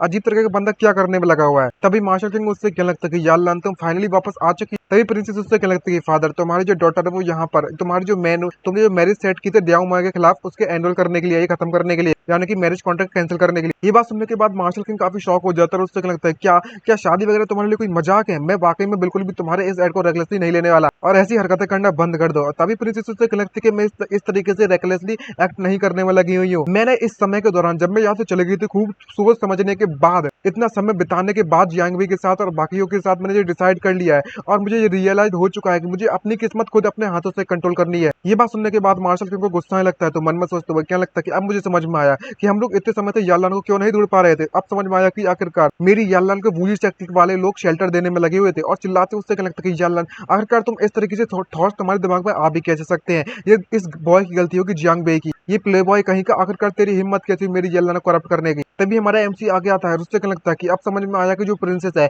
वो वाकई में घर पर वापस क्यों नहीं लौटना चाहती, आखिरकार इससे ज्यादा बेकार और सबसे ज्यादा ट्रबलसम वाला फादर अगर इसका होगा तो ऑब्वियसली सी बात है कि कोई भी वापस नहीं जाना चाहेगा। जब तुम्हारी डॉटर वापस आती है तो तुमने एक भी ऐसा वर्ड नहीं कहा इसके लिए उसकी चिंता दिखा रहे हो, सिर्फ और सिर्फ तुम ब्लेम करने में लगे हो। ये बात सुनकर इसकी बोलती बंद हो जाती है और उसे पॉइंट पे लगता है गुस्से। तभी हमारा एम्स उसे और एंगर दिलाता है और उससे क्या लगता है कि बस इतना ही जस्ट वॉट, लेकिन क्या तुमने इसे बस एक टूल की तरह समझती हो वो भी मैरिज के लिए। ये बात सुनकर मार्शल किंग उससे कहने लगता है कि तुम बकवास करना बंद करो, अगर वाकई में ये तुम्हारे लिए नहीं होता तो मेरा प्लान अभी तक काम कर जाता। ये बात सुनकर एमसी एकदम मजाक उड़ाते हुए रुकता नहीं और उससे कहने लगता है कि लेकिन मेरे बारे में क्या क्या क्या क्या बता बता मुझे मेरे बारे में क्या। तुम्हें तो मेरा धन्यवाद कहना चाहिए जो मैं मिस यालान को इतने समय से प्रोटेक्ट करते हुए आ रहा हूं। आखिरकार कितना ज्यादा एम्ब्रेसिंग हो सकता है, शर्मिंदगी भरे से काम कर सकते हो क्या तुम्हारे मन में बिल्कुल भी शर्म नाम की कोई चीज है जो मिस यालान ने उस मेंशन पे काफी समय से रहते हुए आने में लगी हुई है और तुम यहाँ पर रिवॉर्ड देना चाहते हो इस बात के लिए मुझे। मैंने सही कहा ना, ये कहना तो वाकई बहुत ज्यादा आसान है। अब जबकि हमारे रिलेशनशिप को देखते हुए मैं बस तुमसे इतना मांगना चाहता हूँ और अपनी 5 उंगलियां दिखा देता है मांगने के लिए, जिसको देखकर मार्शल किंग सरप्राइज हो जाता है और उससे क्या लगता है कि 500 ट्रेस। तो हमारा एमसी उससे पूछता है नहीं नहीं नहीं नहीं, तभी मार्शल किंग कहता है 5000 ट्रेस, तो कहता है नहीं नहीं नहीं नहीं, तभी उससे क्या लगता है 50,000 टेल। तभी हमारा एमसी कहने लगता है नहीं नहीं नहीं नहीं, और फिर इतना ज्यादा नेगोशिएशन करने के बाद हमारा मार्शल किंग उससे कहने लगता है फाइनली आकर कहीं तुम्हारे कहने का मतलब तो ये नहीं कि तुम 500,000 टेल्स मांगना चाहते हो मुझसे। और इस समय के दौरान हमारे एमसी को काफी एंगर पॉइंट्स भी मिल जाते हैं, लेकिन इस बात को सुनने के बाद मार्शल किंग बिल्कुल भी एग्री नहीं होता और उससे लगता है कि तुम अपनी बकवास करना बंद करो, तुम सीधे सीधे यहाँ से चले क्यों नहीं जाते। तभी हमारा एमसूरी करपट्टी में एक जोर से खींच के बजाता है थप्पड़ और ये मार्शल किंग कुछ कर भी नहीं पाता बस गुस्से के अलावा और पॉइंट देने के अलावा। और जब उसकी कनपट्टी में जोर से पड़ जाता है तो वो अपने गार्ड्स को बुलाता है और उससे क्या लगता है कि इन दोनों को यहीं पर टेक डाउन कर लो। और जब ऐसा होते हुए दियामो देखता है तो वो भी काफी खुश हो जाता है और उससे क्या लगता है कि जल्दी से जाओ। Yes yes yes, martial king बिल्कुल सही कहने में लगा हुआ है, जियानान को पकड़ लो और उसे बंदे को पकड़कर मेरे पास लेकर आओ और जियांग भाई को तुम जैसे चाहो वैसे संभाल सकते हो, मार सकते हो, जो चाहे कर लो। तभी हमें इसके सिक्योरिटी गार्ड को दिखाया जाता है जो कि इस बात से एग्री हो जाता है, जिसका नाम वू लांग है, फर्स्ट लेवल पर है हेवनली रियलमी के, जिसको देखने के बाद प्रिंसेस और एमसी काफी सरप्राइज हो जाते हैं। और हमारे एमसी का ब्रदर जियांग नान आगे बढ़ता है अपना वेपन लेकर और उससे क्या लगता है कि तुम ब्रदर तुम जल्दी से जल्दी मिस यालान को यहाँ से लेकर पहली फुर्सत में निकल लो और मैं तुम्हारे इस रिट्रीट को कवर करने के लिए तैयार। जिसको देखने के बाद हमारा एमसी प्रिंसेस को लेकर वहां से भागना चालू कर देता है और उससे कहने लगता है मन में सोचते हुए मेरा ब्रदर बिल्कुल सही कहने में लगा हुआ है, यालान की मार्शल स्किल वाकई में इतनी ज्यादा अच्छी नहीं है हमारे मुकाबले में, अगर यहाँ पर एक और बंदा रहा तो हमें बाकी बाकी बहुत ज्यादा खतरे का सामना करना पड़ेगा फाइट के दौरान और हम ऐसा नहीं चाहते। और तभी उसके सर्वेंट सामने दिखाया जाता है जो कि गाड़ी रखकर तैयार होता है और इस तरीके से देखने के बाद उसका सर्वेंट उससे पूछ लगता है कि यह मास्टर भाई आखिरकार आपने इतनी ज्यादा जल्दबाजी में क्या हुआ। तो हमारे एमसी उस प्रिंसेस को उसके हवाले करते हुए उससे कहने लगता है कि मैं तुम्हें इस सिचुएशन के बारे में ज्यादा एक्सप्लेन तो नहीं कर सकता, तुम जल्दी जल्दी इस प्रिंसेस यालान को यहाँ से लेकर वापस बुरी चक्कर में चले जाओ और वहाँ पर मदद बुला कर लाओ। ये बात सुनकर वो सर्वेंट शॉक हो जाता है और उससे लगता है कि यंग मास्टर तुम्हारे बारे में। तभी हमारा एमसी वापस से उड़कर अपने ब्रदर को बचाने के लिए वहां से चला जाता है। दूसरे पर में दिखाया जाता है कि उसका जो ब्रदर है वो वहां पर उड़ उड़कर एक ऐसी जगह पर पहुंच जाता है जहां पर रास्ता नहीं बचती कहीं जाने के लिए और जो उसके पीछे पड़े हुए थे वो उससे कहने में लगे होते तुम ब्रेड कहीं के, तुम्हारे पास अभी इतनी ज्यादा हिम्मत हो चुकी है जहाँ से बचकर नहीं निकल पाओगे। अंत में आकर जियान्ना ने एक ऐसी जगह पर पहुंच जाता है यहाँ से वो कूद भी नहीं सकता और आगे भी नहीं जा सकता, रास्ता बंद हो जाती है। और तभी वो सभी के सभी लोग आते हैं और उस सभी को चारों तरफ से घेर लेते हैं और उससे कहने लगते हैं यहाँ तक कि जो हेवंस है उन्होंने भी तुम्हारे लिए सारे सारे दरवाजे बंद कर दिए हैं, अब यहाँ पर तुम्हें बचाने के लिए कोई भी नहीं आ सकता। और तभी ये बंदा अपनी सारी सारी पावर अपने हाथ में इकट्ठे करते हुए उससे कहने लगता है अब समझ में आ चुका है, अब तुम्हें यहाँ पर हेवंस भी नहीं बचा पाएंगे और अब तुम मरने के लिए तैयार हो जाओ। और अपनी स्पीयर ऑफ नथिंगनेस टेक्निक का इस्तेमाल करने लगता है जियाना के खिलाफ। जैसे वो इस तरह की टेक्निक का इस्तेमाल करता है तो हमारा एम से बीच में आकर उसके उस अटैक को 2 हिस्सों में बांट देता है और उससे कहने लगता है कि तेरी हिम्मत कैसे हुई मेरे ब्रदर को चोट पहुंचाने की और सोचना ही मत इस बारे में। तभी जांगनान उससे कहने लगता है कि मैंने तुमसे कहा नहीं था कि तुम्हें सबसे पहले जहाँ से चले जाना चाहिए। तभी एम से उससे कहने लगता है कि आखिरकार मैं अपने ब्रदर को छोड़कर जहाँ से कैसे जा सकता हूँ, जाएंगे तो हम एक साथ जाएंगे दोनों को दोनों। जिसको देखने के बाद ये बंदा उससे कहने लगता है हमारे एमसी से कि एक चींटी एक हाथी को पकड़ना चाहती है, तुम अपनी एबिलिटीज को कुछ ज्यादा ही ओवर एस्टिमेट करने में लगे हुए हो। अब तुम्हारे दोनों के पास ही यहाँ से निकलने का कोई भी रास्ता नहीं बचा हुआ है और अब तुम दोनों के दोनों तैयार हो जाओ नरक का रास्ता देखने के लिए। First move under uprooting hello. तभी वहां पर एक ऐसा बैरियर बन जाता है जिस बैरियर के कारण हमारे एमसी का ब्रदर जियांगनान चारों तरफ से घिर जाता है। ना तो वो बाहर आ सकता है ना कि हमारा एमसी अंदर जा सकता है, जिसको देखकर वो काफी ज्यादा डर जाता है और चिल्लाते उससे पूछ लगता है कि ब्रदर क्या तुम ठीक हो। तभी जियांगनान उससे क्या लगता है कि मैं बिल्कुल ठीक हूँ, लेकिन उस शील्ड के अंदर से काफी अचानक अजीब तरीके की मॉन्स्टर निकलने लगते हैं जो कि नेदर वर्ल्ड के मॉन्स्टर होते हैं, जिसको देखकर जियांगनान मन में सोचते हुए क्या लगता है कि अंदर की जो सिचुएशन है वो खराब होने वाली है और सभी के सभी मॉन्स्टर से निपटने के लिए अपने वेपन से अटैक करते। लेकिन चाहे इतना अटैक कर ले वो सभी के सभी लोग जब तक इस फॉर्मेशन के अंदर है वो बिना किसी परेशानी के कहीं भी टेलीपोर्ट कर सकते और उनमें से एक मॉन्स्टर जियांगनान के जस्ट पीछे आ जाता और तभी ये बंदा सभी को ऑर्डर देने लगता है अपने साथी को, जाओ और जियांगबे की बैंड बजा दो। और मन में सोचते हुए क्या लगता है कि सबसे पहले जियांगनान को तो मैंने ट्रैप कर लूंगा, उसके बाद पता चल जाए कि आखिरकार इस बैटल में सबसे ज्यादा स्ट्रॉन्गेस्ट कौन है। जियांगबे से में तो आसानी से निपट सकता, जियांगबे जियांगनान के मुकाबले में काफी ज्यादा कमजोर है। दूसरी तरफ हमारा एमसी उन सभी से फाइट करते हुए जारी रखता है, लेकिन वो क्या लगता है कि ये तो खत्म ही नहीं हो रही है फाइट और तभी अंदर से हमें ब्लड निकलते हुए दिखाया जाता, जिसको देखने के बाद एमसी काफी शॉक हो जाता क्योंकि उसके ब्रदर की हालत काफी ज्यादा खराब हो चुकी होती है, उसके चारों तरफ बॉडी से खून निकलने में लगा हुआ है। और जब वो अपने ब्रदर को इतने ज्यादा खतरे में देखता है तो वो उसे बचाने के लिए आगे बढ़ता है। उससे क्या लगता है कि ब्रदर तुम थोड़ी देर के लिए और रुक जाओ वहां पर, मैं तुम्हें बचाने के लिए भी तुम्हारे पास आ रहा हूँ। लेकिन जैसे ही हमारा एमसी उसकी तरफ बढ़ता है तो पीछे से वो बंदा उस मॉल का फायदा उठाकर हमारे एमसी पर अटैक कर देता है, जिससे कि हमारे एमसी को पीछे से चोट लग जाती है और वो मूव नहीं कर पाता और क्या लगता है कि ब्रदर प्लीज सावधान रहिए। तभी पीछे से एक चमचा आते हुए उस बंदे से क्या लगता है कि लीडर आपको इस बात का ध्यान रखना होगा कि जो हमारे प्रिंस डियांग है उन्होंने हमें ऑर्डर नहीं दिया था जियांगनान को जिंदा पकड़ने के लिए। अगर हम इस तरीके से सिचुएशन चलती रही तो शायद हम लोग उसे जिंदा नहीं पकड़ पाएंगे। ये बात सोचने के बाद इस बंदे का पूरी तरीके से मूड खराब हो जाता है और उससे क्या लगता है कि जो हमारे हिज हाइनेसेस है वो वाकई में इतने यूजलेस पर्सन है जिसने इस बंदे को इतना पाल रखा है, बेवकूफ बंदे को, एक नंबर का गधा है गधा। अब उसके पास कोई भी चरण नहीं बचता तो वो उससे क्या लगता है कि तुम बिल्कुल सही कहने में लगे हुए हो, तुम जल्दी से हमें वापस जाना होगा और रिपोर्ट करना होगा इस बारे में प्रिंस डाओमाई को। हम इस बार जियांगनान को तो जिंदा छोड़ सकते हैं लेकिन जियांग भाई को तो मरना होगा इस बार। और तभी वो बंदा इस फॉर्मेशन को रिलीज कर देता है जिससे कि हमारे एमसी का ब्रदर जियांगनान बाहर निकल जाता है, जिसको देखता है उसकी हालत काफी ज्यादा खराब हो चुकी होती है। उसका ब्रदर जाने की जियांग भाई काफी सरप्राइज हो जाता है और जब वो अपने ब्रदर की हालत इतनी खराब देखता है तो वो काफी गुस्से में उससे लगता है कि तुम सभी के सभी डैम मॉन्स्टर कहीं के तुमने वाकई में हद पार कर दिया, अब तुम बिल्कुल भी नहीं बचने वाले। और सिस्टम से क्या लगता है तुम्हारे पास जितने भी एंगर पॉइंट्स बचे हुए सभी के सभी एंगर पॉइंट्स को मुझे मेरी पावर को लेवल अप करने के लिए इस्तेमाल कर लो। जब वो सिस्टम भी अपने ब्रदर जाने की जियांगनान की हालत इतनी ज्यादा खराब देखती है तो वो भी काफी सरप्राइज हो जाती है और एमसी को सलाह देते हुए इससे कहने लगता है कि मुझे पता है कि हमारा जो होस्ट है वो इस वक्त काफी तक गुस्से में, लेकिन तुम्हें अपने गुस्से को थोड़ा शांत करना होगा। मैंने सिचुएशन को पूरी तरह से एनालाइज कर लिया है, स्कैन कर लिया है। इस पर्सन का जो मास्टर का जो एबिलिटी है वो फर्स्ट लेवल पर है हेवनली रियल्म के। दूसरी तरफ जो बंदा कहने में लगा होता है हमारे एमसी से, बच्चे आखिरकार तुम बात करने में वाकई में बहुत अच्छी हो ना, मैंने सही कहा ना। कहीं दूसरी तरफ हमारा जो सिस्टम है वो एमसी को बताने में लगा हुआ था कि अगर होस्ट वाकई में ज्यादा पॉइंट का इस्तेमाल करके असेंड करना चाहता है तो वो ज्यादा से ज्यादा फोर्थ लेवल पर पहुंचेगा अर्थ रियलमी के, जो कि पावर तुम्हारे लिए काफी नहीं होने वाली। लेकिन हमारा एमसी बात मानने को तैयार ही नहीं होता और वो क्या लगता है कि तुम अपनी बकवास बंद करो और जैसा मैं तुमसे कहने में लगा हुआ हूँ तुम वैसा ही करो। आखिरकार हम ट्राई नहीं करेंगे तो पता कैसे चलेगा कि हम उसे निपट सकते हैं या नहीं निपट सकते। अब सिस्टम के पास कोई भी ऑप्शन नहीं होता तो वो उससे क्या लगता है कि ठीक है होस्ट तो मैं गुड लक हूँ मेरी तरफ से। और तभी हमारा एमसी पॉइंट का इस्तेमाल कर अपने लेवल को बढ़ाना चालू कर देता है और तुरंत अपने फुल पावर से उस पर अटैक करता है। ये वाला जो अटैक इतना पावरफुल होता है कि ये बंदा नहीं संभाल पाता और उसकी स्वॉर्ड टूट जाती है और धीरे धीरे करके एमसी लेवल अप करने लगता है। अर्थ रियलमी के सेकंड लेवल पर पीक पर पहुंच चुका है, सोल पाम 8th लेयर पर पहुंच चुकी है, डेवरिंग हेवन टेक्निक अर्थ लेवल के 4th लेवल पर पहुंच चुकी है, अर्थ रियलमी के 3rd लेवल पर पहुंच चुका है mid tyre, shadow step earth level के 5 लेवल पर पहुंच चुकी है, अर्थ रियलमी के 3rd लेवल पीक पर पहुंच चुका है। इतने ज्यादा अपग्रेड होने के बाद वो बंदा इतनी पावर को महसूस करता है हमारे एमसी से तो मन में सोचते हुए क्या लगता है कि आखिरकार ये किस तरीके का जीनियस है भाई, इसकी जो इंजरीज है वो अचानक से ठीक होने में लगी हुई है, इतनी ज्यादा इंजरीज और घायल होने के बाद भी इतनी स्वीटली और आराम से अपनी स्वॉर्ड का इस्तेमाल करने में लगा हुआ है। इसको देखकर तो ऐसा लग रहा है जैसे कि बहुत ज्यादा तेजी से अपने टायर्स को इंक्रीज करने में लगा हुआ, लेकिन कैसे नहीं, मैं इस जैसे प्रोडिजी इस जैसे जीनियस को जहाँ पर जिंदा नहीं रहने दे सकता। ये बच्चा जिंदा नहीं रहना चाहिए वरना ये आगे चलकर खतरा बन सकता है हमारे लिए। और तभी वो अपने सबसे पावरफुल मूव को तैयार रखने लगता है और उससे क्या लगता है कि तुम हेल में जाने के लिए तैयार हो जाओ। Second move scissors of hell, और जैसे ही वो वापस से उस बैरियर का इस्तेमाल करने लगता है जिससे कि जियांगनान को फंसाया था तो हमारा एमसी उसे देख लेता है और मन में सोचते हैं मुस्कुराते हुए उससे कहता है फाइनली इसने इस मूव का इस्तेमाल कर लिया। अगर यहाँ पर जो हेवन से वो मुझे वाकई में क्रश करने के बारे में ट्राई करते तो मैं सीधे सीधे उस हेवन को ही डेव्योर कर लूंगा पूरी तरीके से। तभी वो एक्टिवेट कर देता है अपनी डेव्योरिंग हेवन टेक्निक और उसका पूरे के पूरे बैरियर को हमारा एमसी निगल जाता है, जिसको देखकर ये बंदा काफी शॉक हो जाता है और मन में सोचते हुए एकदम शॉक होते हुए क्या लगता है कि यहाँ तक कोई भी ऐसा मास्टर अभी तक पैदा नहीं हुआ है जो कि हेवनली रियलमी के इतने ज्यादा पावरफुल अटैक को एब्जॉर्ब कर सके। और मेरे जो गेट ऑफ हेल का जो साइज है वो इतना ज्यादा बड़ा है लेकिन ये बच्चा उससे निकलने में कामयाब रहा और उसके जितने भी चमचे होते हैं गोश्त होते हैं जिसको जियांगनान ने बहुत ज्यादा पीटा और जियांगनान को इन लोगों ने वही बहुत पीटा था तो उन सभी को कैद कर लेता और तभी हमारा एमसी सोल पाम का इस्तेमाल करता जिससे कि इसका पूरा का पूरा बैरियर वहीं पर टूट टूट कर थोड़े थोड़े हो जाते हैं। जब ये बात इस बंदे को पता चलती है तो वो काफी शॉक हो जाता है। उससे क्या लगता है मन में सोचते हुए कि ये बंदा वाकई में अभी भी काउंटर स्किल का इस्तेमाल कर सकता है पूरे के पूरे एनसाइगलमेंट को, और गेट ऑफ वॉल टेक्निक को इसने पूरा तबाह कर दिया। और इसे तबाह करने के बाद हमारा एमसी उससे क्या लगता है कि आज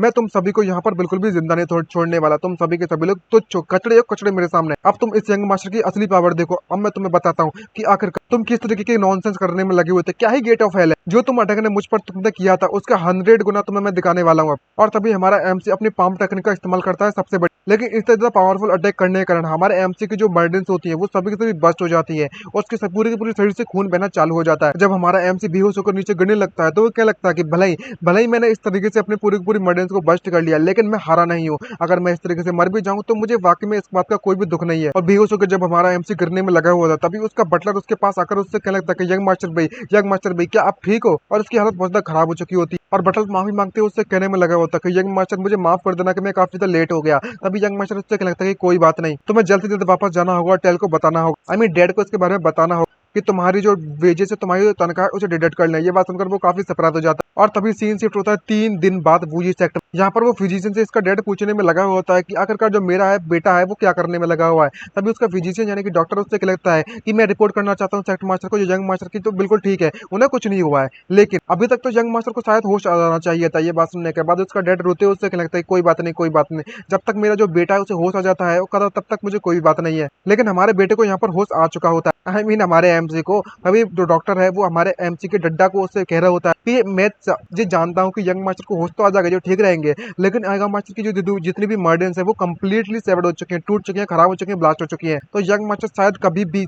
कल्टीवेशन की प्रैक्टिस नहीं कर पाएंगे और वो फ्यूचर के लिए डिसेबल हो गए। ये बात सुनने के बाद हमारे एमसी का डैड उसके चेहरे पर लात मारते हुए उससे क्या लगता है कि डैम इट, आखिरकार तुम इसके बारे में तुमने मुझे इतने ज्यादा इंपॉर्टेंट मैटर के बारे में पहले क्यों नहीं बताया था। ये बात सुनने के बाद डॉक्टर उससे क्या लगता है कि मुझे इस बात का डर था कि आप इस फैक्ट को बिल्कुल भी एक्सेप्ट नहीं कर पाओगे, तो इसलिए मैंने आपको थोड़ा मजे करने दी और खुश रहने दी। और जब ये दोनों को दोनों इतना ज्यादा गुस्से में फाइट करने में लगे हुए थे तो हमारे एमसी की नींद खराब हो जाती है। तो वो तकिए उठाकर फेंककर अपने डेड पर मारता है। उससे क्या लगता है कि तुम आखिरकार इतना शोर क्यों मचाने में लगे हुए हो, वो भी इतने देर ब्रॉड डे लाइट। क्या तुम दोनों के दोनों मुझे सोने से मना करना चाहते हो? आराम तो करने दो कमीनो। तभी उसका डैड उसके पास आता है। उससे क्या लगता है कि बेटे तुम्हें होश आ चुका है, कहीं तुम्हें अनकंफर्टेबल महसूस तो नहीं हो रहा? तभी एमसी उससे क्या लगता है कि तुम बहुत ज्यादा तेज बोलने में लगी हुई हो, तुम्हें पता है ना कि मैं बहरा वगैरह नहीं हूँ, और जो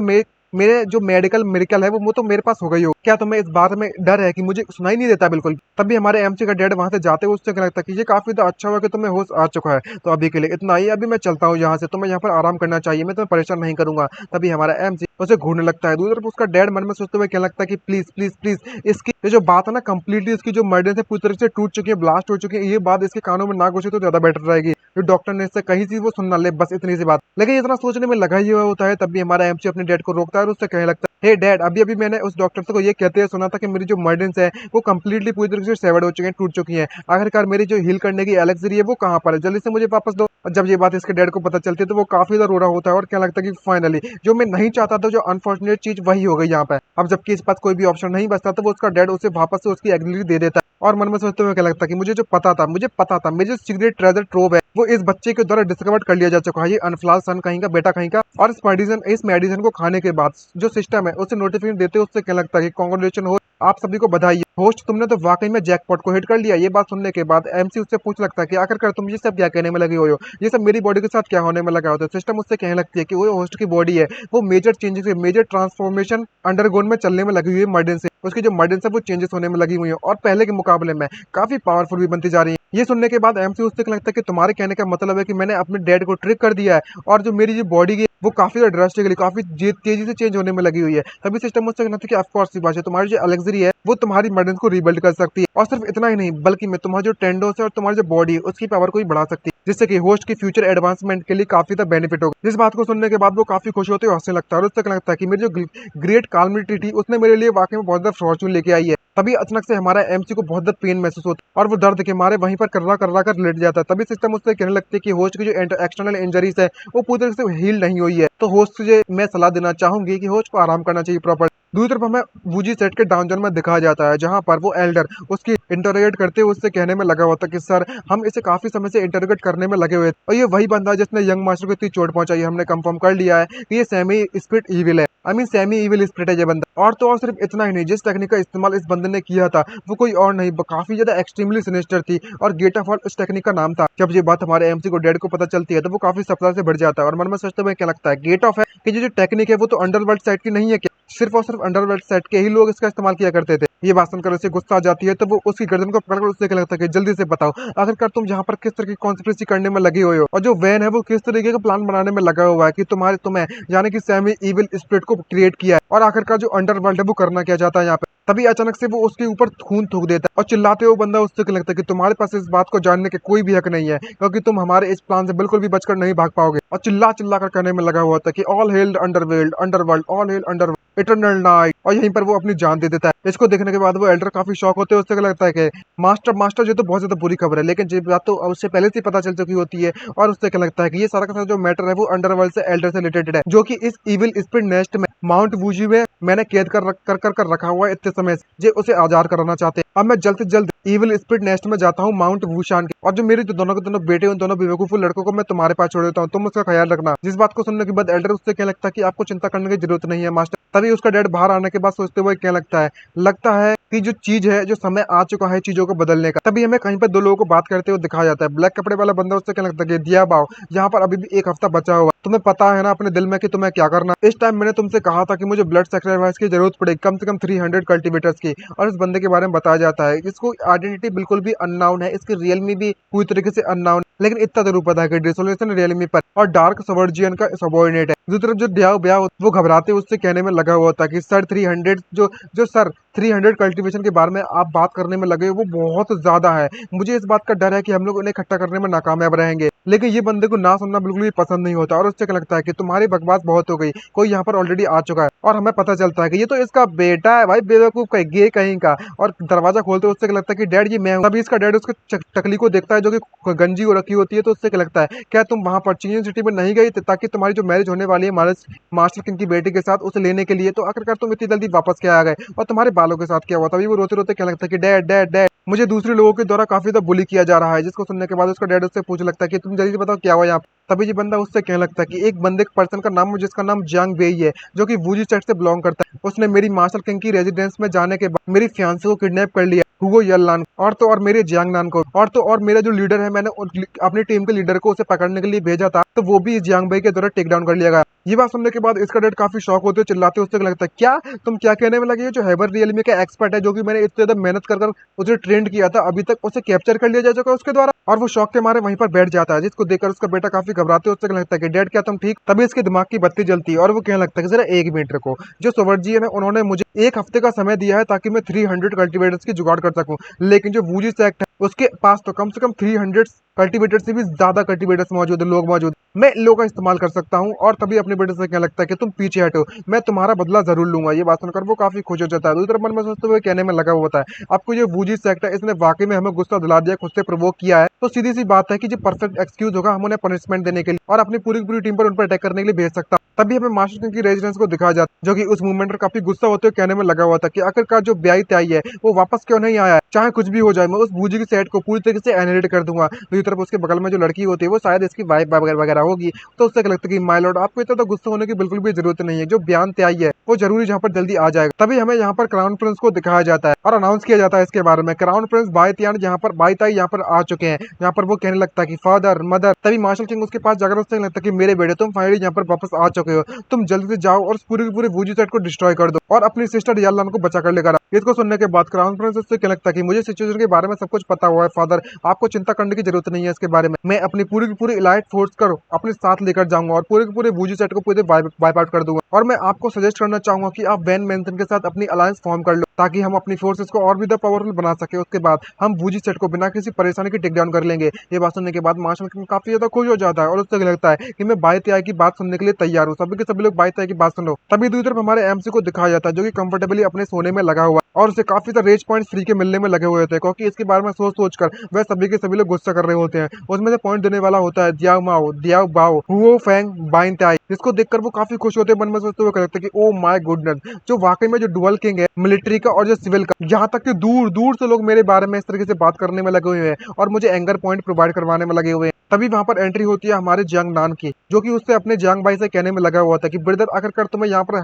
छुपने की क्या जरूरत, अब जबकि तुम फाइनली पूरी तरीके से रिकवर हो चुके हो तो तुम्हें यहाँ पर थोड़ी बहुत एक्सरसाइज करनी चाहिए। और तभी जंगनान अपने उस ब्रदर पर अटैक कर देता है, जिसको देखकर वो काफी शॉक हो जाता है और उस जंगनान उससे कहने में लगा हुआ था कि तुम्हें जल्दी से मेरे साथ इस स्वॉर्डमैनशिप की प्रैक्टिस करनी चाहिए। तो जंग भाई उससे कहने लगता है कि ब्रदर कि तुम्हें थोड़ा बहुत आराम करना चाहिए, तुम काफी ज्यादा सीरियसली इंजर्ड हो चुके थे इससे पहले, क्या तुम थोड़ा ब्रेक नहीं ले सकते? और क्लियरली जो तुम अभी करने में लगे हुए वो कोई स्वॉर्डमैनशिप नहीं है, बल्कि मैं हैमरेंगे हैमर। जैसे ही जियांगनान उसे घूरने लगता है तो उसका जियांग भाई ब्रदर उससे अपनी नजरें छुपा कर कहने लगता है कि मुझे तो प्रैक्टिस करना ही नहीं है ब्रो। ये बात सुनने के बाद जियांगनान उसकी बेइज्जती करता है हमारे एमसी की और उससे कहने लगता है कि अच्छा तो अब समझ में आया, तुम्हें डर लगने में लगा हुआ है, जिसको देखकर वो काफी शॉक हो जाता है। और तभी जियांगनान वहां से जाते हुए उससे कहने लगता है कि अगर ऐसी बात है लिटिल ब्रदर तो तुम यहाँ पर आराम कर सकते हो। ये बात सुनकर जियांग भाई काफी गुस्सा आ जाती है और वो उससे कहने लगता है कि तुमने किससे कहा कि मुझे किससे डर लगने में लगा हुआ है, तुम्हारे हैमर से? अगर ऐसी बात है तो लाओ मुझसे अटैक करो। और तभी वे दोनों के दोनों वहां पर अपने अपने वेपन पर उड़ना चालू कर देते हैं। तो उड़ते उड़ते हमसे उससे कहना लगता है कि मैं यहाँ, तुम जानते हो कि मैं तुम्हारा ब्रदर हूँ और मैं हेवन एंड अर्थ को रूल करता हूँ और मैं सुप्रीम इनविजिबल, यहाँ पर मुझे कोई भी नहीं हरा सकता। ये बात सुनकर हमारा एमसी के ब्रदर स्माइल मारता है और दोनों को खुशी खुशी होते वहां से उड़ते हुए चले जाते। तभी हमारा एमसी सामने कुछ नोटिस करता है अजीब चीजों को, और वो उड़ती बर्ड को देखता तो चिल्लाते उससे कहने लगता है कि तुम्हारे पास कोई भी पब्लिक ऐसी कोई चीज, कोई पब्लिक सेंस भी है, क्योंकि इस बर्ड ने हमारे एमसी के सर पर पॉटी कर दी होती है गाइस। और चिल्लाते उससे कहने लगता है कि तुम्हें पता भी है कि आखिरकार तुम्हें किसके ऊपर पॉटी करनी चाहिए और किसके ऊपर नहीं। तभी अचानक से जियांगनान कुछ नोटिस करने लगता है और उससे क्या लगता है कि हमें जल्द से जल्द वापस जाना होगा। और वो जाकर देखते हैं कि उसके दरवाजे के बाद बूई सड़क के बाहर काफी लोग खड़े हुए हैं और जो क्राउन प्रिंस होता है और दियाओमाई होते हैं, दोनों के दोनों वहां पर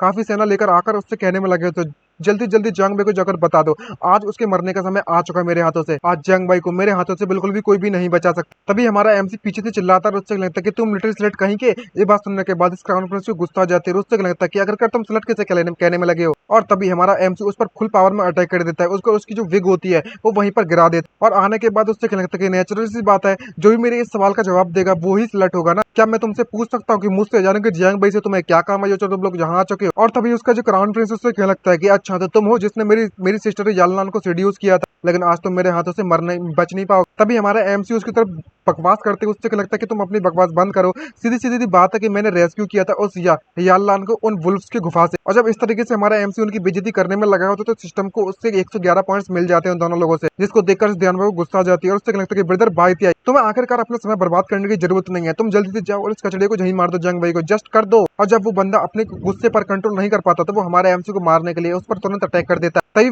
वहीं पर एंट्री होती है जंग नान की, जिसको देखने के बाद दिया हुआ की आंखों में ठरक बढ़ पड़ती है उसको देखने के बाद, और उससे कहने लगता है कि जल्दी से जाओ, ये बंदा जंग नान है, उसे जल्दी से मेरे लिए पकड़ कर लेकर आ। और वहां पर जो उनकी सेना होती है वो डायरेक्टली जंग नान पर कूद पड़ते हैं अटैक करने के लिए। और इस बंदे की ठरक वाकई में बहुत ज्यादा होती है भाई इस जंग नान को देखने के बाद। भाई ठीक है भाई उल्टी आगे देखकर, जहां पर हमारे एमसी के ब्रदर जंग नान उन सभी बंदों को पूरी तरीके से पीटने के बाद उससे कहने लगता है कि तुम एक बंदे को पीटने के लिए गैंग अप करने में लगे हो, ये फाइट वाकई में अनफेयर है, और सभी को उठा उठा के फेंक देते। ये बात सुनने के बाद जो खुद दिया हुआ भी उससे क्या लगता है कि हाँ टोटली अनफेयर है ये बात। दूसरी तरफ हमारा एमसी उस प्रिंस से फाइट करने में लगा हुआ होता है, क्राउन प्रिंस से, और उससे क्या लगता है कि तुम्हें इस बारे में सोचना ही मत कि मुझे तुमसे डर लगने में लगा हुआ है, क्योंकि तुम्हारा नाम पर्वत है ठरकी। जिस बात को देखकर इस क्राउन प्रिंस को गुस्सा लगती है और वो क्या लगता है कि तू लिटिल ब्रेड कहेंगे, तेरी हिम्मत कैसी मुझे इस तरीके से बात करने की। और जब वे दोनों को दोनों पीछे से फाइट करने में लगे हुए थे तभी अचानक से चुप कर वहां पर चेंजू अटैक करने के लिए आ जाता है और अपना बदला लेते हुए अटैक करते हुए उससे लगता है जियांग भाई आज मैं पूरे की पूरे लियुयान सिटी में जो तुमने मेरी बेइज्जती की है उसका बदला मैं तुझसे जरूर लेकर रहूंगा। और क्राउन प्रिंस इसके इस अटैक को देखने के बाद काफी खुश होते हुए मन में सोचते हुए कहने में लगा हुआ था कि मैंने तुम्हारे नेमेसिस, तुम्हारे आर्क एनिमी की जो स्ट्रेंथ उसे बढ़ाने के लिए, जिसका नाम चेंजू है, मैंने काफी ज्यादा परेशानियों का सामना करना पड़ा, लेकिन जैसे ही चेंजू हमारे एमसी पर अटैक करता है तो हमारा एमसी बिना किसी परेशानी को उसे डॉज कर देता है। और ये क्राउन प्रिंस अभी भी खुश होने में लगा हुआ और कहने में लगा होता है कि तुम यहाँ पर मेरे हाथों से मरने वाले, लेकिन जब वो हमारा एमसी उसके अटैक को डॉज कर देता तो यहाँ पर पता चलता है कि चेंजू और क्राउन प्रिंस दोनों के दोनों एक दूसरे के ऊपर गिर जाते हैं और हमारा एमसी वापस से उनको टोंट मारते उससे लगता है कि मैंने तुमसे कहा था ना कि तुम्हें मेरे साथ मैसअप करने की जरूरत नहीं है। तभी जियांगनान हमारे एमसी को वहां से भागने के लिए कहने लगता है और ये देखकर हमारा एमसी काफी शॉक हो जाता है क्योंकि काफी लोगों ने उसे पकड़ लिया है। जब ये बात जियांग बेई को पता चलती है तो वो इसको बिल्कुल भी सहन नहीं कर पाता और वो अटैक करने के लिए कूद पड़ता है उन पर। तभी उनमें से एक बंदा हमारे एमसी पर अटैक करते हुए आगे आता है और उससे लगता है कि तुम्हें चिंता करने की जरूरत नहीं है, अगला नंबर तुम्हारा ही है। और अपनी वॉइड स्पीयर टेक्निक का इस्तेमाल करने लगता है हमारे एमसी के खिलाफ। लेकिन हमारा एमसी अपनी स्वॉर्ड का इस्तेमाल करने के साथ साथ उसे डॉज करने में कामयाब रहता है, जिसको देखकर ये बंदा उससे कहने लगता है खैर जी इतना बुरा भी नहीं था, लेकिन मैं भी देखूं आखिरकार तुम कितनी देर तक मेरे इस अटैक को झेल पाओगे। और हमारे एमसी की हालत बहुत ज्यादा खराब हो जाती है और वो वहीं पर स्वॉर्ड लेकर गिर जाता है। लेकिन जब जियांगनान अपने ब्रदर की इतनी ज्यादा हालत बुरी देखता है तो वो उस एनिमी को वहीं पर पकड़ लेता है और कहने लगता है कि ब्रदर तुम्हें यहाँ से भागना होगा। तभी हमारे एमसी के ऊपर एक शील्ड बन जाती है जिससे कि हमारा एमसी पर कोई भी अटैक ना कर पाए। और पता चलता है कि ये तो एल्डर आ चुके हैं, यानी कि वो बटलर उसके पास आ चुका होता है। उससे लगता है कि यंग मास्टर भाई आप बस यहाँ पर इंतजार किए। वह सभी के सभी लोग जो ब्लैक में कपड़े पहनकर आ चुके हैं अटैक करने के लिए, वह सभी के सभी और हैवर रियलमी के एक्सपर्ट है। और यंग मास्टर भाई आप तीनों को लोगों को एक साथ अकेले नहीं जेड़ सकते, खासकर अकेले तो बिल्कुल भी नहीं। और उसको एक बैरन में बंद करने के बाद एल्डर जाता है और उससे कहता है कि यंग मास्टर भाई आप अंदर रहिए, मैं इन सभी को अकेला संभालता और यंग मास्टर नान को भी मैं खुद से जाकर बचा लूंगा। ये बात सुनने के बाद एमसी चिल्लाते उससे क्या लगता है हे ओल्ड डू जल्दी से मुझे यहाँ से जाने दो, मैं भी फाइट करना चाहता हूँ। अब जियांग बेई के वहां पर निकलने का कोई भी ऑप्शन नहीं बचता तो वो अपने ब्रदर को इतनी बुरी हालत में देखकर काफी उदास होते हुए कहने में लगा था मन में सोचते हुए इस तरीके से काम नहीं चलने वाला, जो ओल्ड डू है वो ज्यादा देर तक होल्ड नहीं कर पाएगा। ये देखने के बाद एमसी काफी गुस्से में आ जाता है और कहने लगता है कि हैवर रियलमी चलो देखते हैं, अगर ऐसी बात है तो मैं जल्द से जल्द हैवर रियलमी में एडवांस कर जाऊंगा और तुम्हारे साथ फाइट करूंगा। और तभी भी अपने सिस्टम को बुलाते हुए उससे लगता है कि मेरे पास जितने भी रेज पॉइंट्स बचे हुए हैं सभी का इस्तेमाल कर मुझे लेवल अप करना चालू कर दो। तभी ये सिस्टम उससे कहने लगता है कि होस्ट तुम्हारे करंट बॉडी के साइज को देखते हुए ऐसा लगता है कि तुम इस वक्त हैवर रियलमी पर एडवांस करने के लिए बिल्कुल भी सुटेबल नहीं हो और ये सिचुएशन काफी ज्यादा डेंजरस हो सकती है तुम्हारे लिए। ये बात सुनने के बाद एमसी उससे लगता है कि अगर खतरों से किसको डर लगता है, तो सिस्टम के पास भी कोई भी ऑप्शन नहीं बचता उसकी बात मानने के अलावा, और वो मान जाती है। और उसको इस तरीके से एडवांस करती है जब सिस्टम देखती है तो वो मन में सोचते हुए कहने लगती है मानना पड़ेगा मेरा जो होस्ट है उसे कुछ भी चीज और कहीं भी कैसे भी नहीं रोक सकता। और तभी वहां पर नोटिफिकेशन आने लगता है कि अर्थ रियलमी के 5th स्टेज पर 100% पहुंच चुके हो। तभी हमारा एमसी हैवर रियलमी के फर्स्ट स्टेज 28% तक क्रॉस कर लिया, हैवर रियलमी के फर्स्ट स्टेज 89% तक पहुंच चुकी है। जिसको देखने के हमारा एमसी मन में सोचते हुए कहने में लगा होता है ये तो वाकई में बहुत ज्यादा बुरी खबर है लिटिल एन, आखिरकार कितना समय और लगने वाला है मुझे हैवर रियलमी में पहुंचने में। जहाँ पर सिस्टम मुझसे कहने लगती है कम से कम यहाँ पर जो प्रोसेस वो चलने में लगी हुई है 97%, 98%, तो मैं हैवर रियलमी में फर्स्ट स्टेज पर पहुंचने के लिए थोड़ा और समय लगेगा। तभी दूसरी तरफ हमें काफी ज्यादा एस्केलेशन को दिखाया जाता है जो कि सभी लोगों पर वही सेट के अटैक करके उन्हें मारने में लगे होते हैं। और अंत में आकर हमारा एमसी फाइनल स्टेज पर हैवर रियलमी के फर्स्ट स्टेज पर 99% तक पहुंच चुका होता है। और तभी सिस्टम नोटिस भी देने लगता है कि तुम फर्स्ट लेवल हैवर रियलमी पर पहुंच चुके हो और इसका कल्टीवेशन लेवल प्रेजेंट समय में हैवर रियलमी फर्स्ट स्टेज पर पहुंच चुकी है। और इसी के साथ साथ उसे हेवन डेवलिंग टेक्निक भी मिल चुकी है अर्थ लेवल की, और 5th लेवल कॉम्बैट स्किल भी पहुंच चुकी है। तभी सिस्टम मुझसे कहने लगता है कि होस्ट जियांग भाई तुमने एक नई स्किल को एक्वायर कर लिया है कॉम्बैट स्किल को, जिसका नाम फुल मून स्काई स्प्लिटर है। और तभी वहां पर एक एनर्जी का ब्लास्ट होता है जहां पर वो छोटे छोटे डीमंस होते हैं जो कि अंडरवर्ल्ड से आए हुए होते हैं हमारे एमसी पर अटैक करने के लिए। उन सभी को मारने के लिए हमारा एमसी स्वॉर्ड से अटैक करते हुए उससे कहने लगता है कि लो अब तुम्हारा बाप तुम्हारा ग्रैंडपा आ चुका है जियांग भाई तुम सभी से निपटने के लिए। ये देखने के बाद सभी के सभी मॉन्स्टर काफी घबरा जाते हैं और डर जाते हैं। और जैसे ही हमारा एमसी अपने सबसे पावरफुल अटैक का इस्तेमाल करता है तो आसपास के जितने भी मॉन्स्टर होते हैं वो एक ही अटैक में उनके टुकड़े टुकड़े हो जाते हैं। जिसको देखने के बाद बाकी के जो डिसिपल्स होते हैं वो जी सेट के वो कहने लगते हैं कि सेकंड यंग मास्टर हमारे जो सेकंड यंग मास्टर है उन्होंने सभी इविल स्पिरिट को एक ही झटके में मार दिया है। जब ये बात बाकी के असैसिन को पता चलती है, सोल्जर्स को पता चलती है, तो मन में सोचते हुए कहने लगता है कि इस बच्चे की जो पावर वो एक्चुअली में हैवर रियलमी पर ऑन द स्पॉट एडवांस कर चुका है, ये वाकई में जीनियस एक नंबर का। तो हमारा एमसी उन सभी की बेइज्जती करते हुए उससे लगता है कि तुम सभी के सभी कचड़े हो कचड़े, अगर तुम वाकई में हिम्मत तुम्हारे पास मुझसे फाइट करने के लिए जाने की अपने ग्रैंडफादर से फाइट करने के लिए तो आओ अपने ग्रैंडफादर से फाइट करने के लिए जो कि जियांग बेई है। और सक्सेसफुली काफी इधर से रेज पॉइंट में मिलते रहते हैं साथ में और उन सभी को परफेक्टली गुस्सा दिलाने में कामयाब भी रहता है। और वो तीनों के तीनों एक साथ एमसी पर अटैक करते हुए उससे कहने लगते हैं कि तुम्हारे वर्ड्स तो वाकई में बहुत ज्यादा है, देखते हैं कि अगर तुम एडवांस करने के बाद हमसे फाइट कर भी पाओगे या नहीं कर पाओगे, तुम्हें तो असली जगह तुम्हारी दिखानी ही पड़ेगी। लेकिन हमारे एमसी की जो टेक्निक होती है वो वाकई में बहुत ज्यादा पावरफुल होती है और बिना किसी परेशानी के तीनों लोगों को एक ही झटके में और एक ही स्लैश में काटते हुए उससे कहने लगता है कि चलो देखते हैं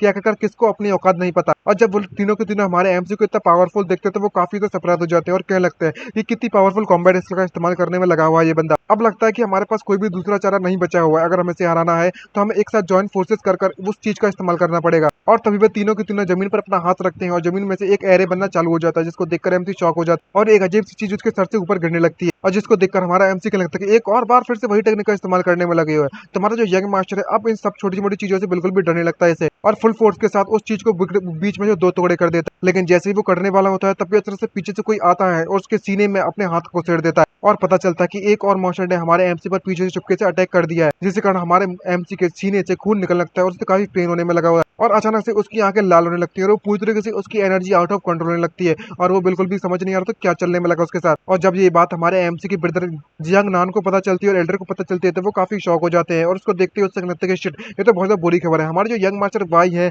वो उनके अंदर इनर डीमन आ चुका है और उसका जो इनर डीमन है वो हमारे एमसी को कंट्रोल कर लेता है और उससे क्या लगता है कि अब समय आ चुका है हंटिंग टाइम का। और जब ये बात इन सभी के सभी लोगों को पता चलती है उसके हमारे एमसी के दुश्मनों को, तो वो काफी तक घबरा जाते हैं। वो क्योंकि इतनी तब एनर्जी को महसूस करने में लगे हुए हैं और मन में सोचते हुए क्या लगता है कि मैंने इस बारे में कभी सोचा भी नहीं था कि ये जो बच्चा है वो एक्चुअली में इतना पावरफुल होगा। अब उनके पास कोई भी ऑप्शन नहीं बचता तो वो सभी के सभी लोगों को रिट्रीट करने का ऑर्डर दे देता है। लेकिन जहां पर जो इनर डीमन वाला है हमारा एमसी, उससे क्या लगता है कि एस्केप तुम यहाँ से बचकर निकल जाओगे, तुमको ज्यादा ही सोचने में लगे हुए, तुम ऐसा सोचना ही मत मेरे जब मेरे होते हो यहाँ पे। और तभी हमारा एमसी सबसे पावरफुल अटैक उन तीनों पर करता है जिससे कि वो तीनों यहाँ निकल नहीं पाते और वो राख में बदल जाते हैं। तभी हमें दिखाया जाता है क्राउन प्रिंस को और ड्याओ बाई को, दोनों के दोनों वहां पर अपनी जान बचाकर भागने लगते हैं। तो भागते भागते क्या लगता है कि हमें जल्दी जल्दी वापस जाना होगा ताकि हम रेनफोर्समेंट बुला सके। इसको देखकर जिस बंदे की हालत खराब हो जाती है और चिल्लाते हैं उसे क्या लगता है कि मुझे यहाँ पर किसी ने भी नहीं बताया था कि जंग भाई है वो इतना पावरफुल। और हमारा एमसी उनको वापस से नोटिस कर लेता है और उससे लगता है कि तुम्हें चिंता करने की जरूरत नहीं, क्योंकि आज मेरे हाथों से यहाँ पर कोई भी बचकर नहीं निकल सकता। और भाई जिस तरीके से वो डेवल की स्माइल मारने में लगा हुआ था वो वाकई बहुत ज्यादा खतरनाक थी। और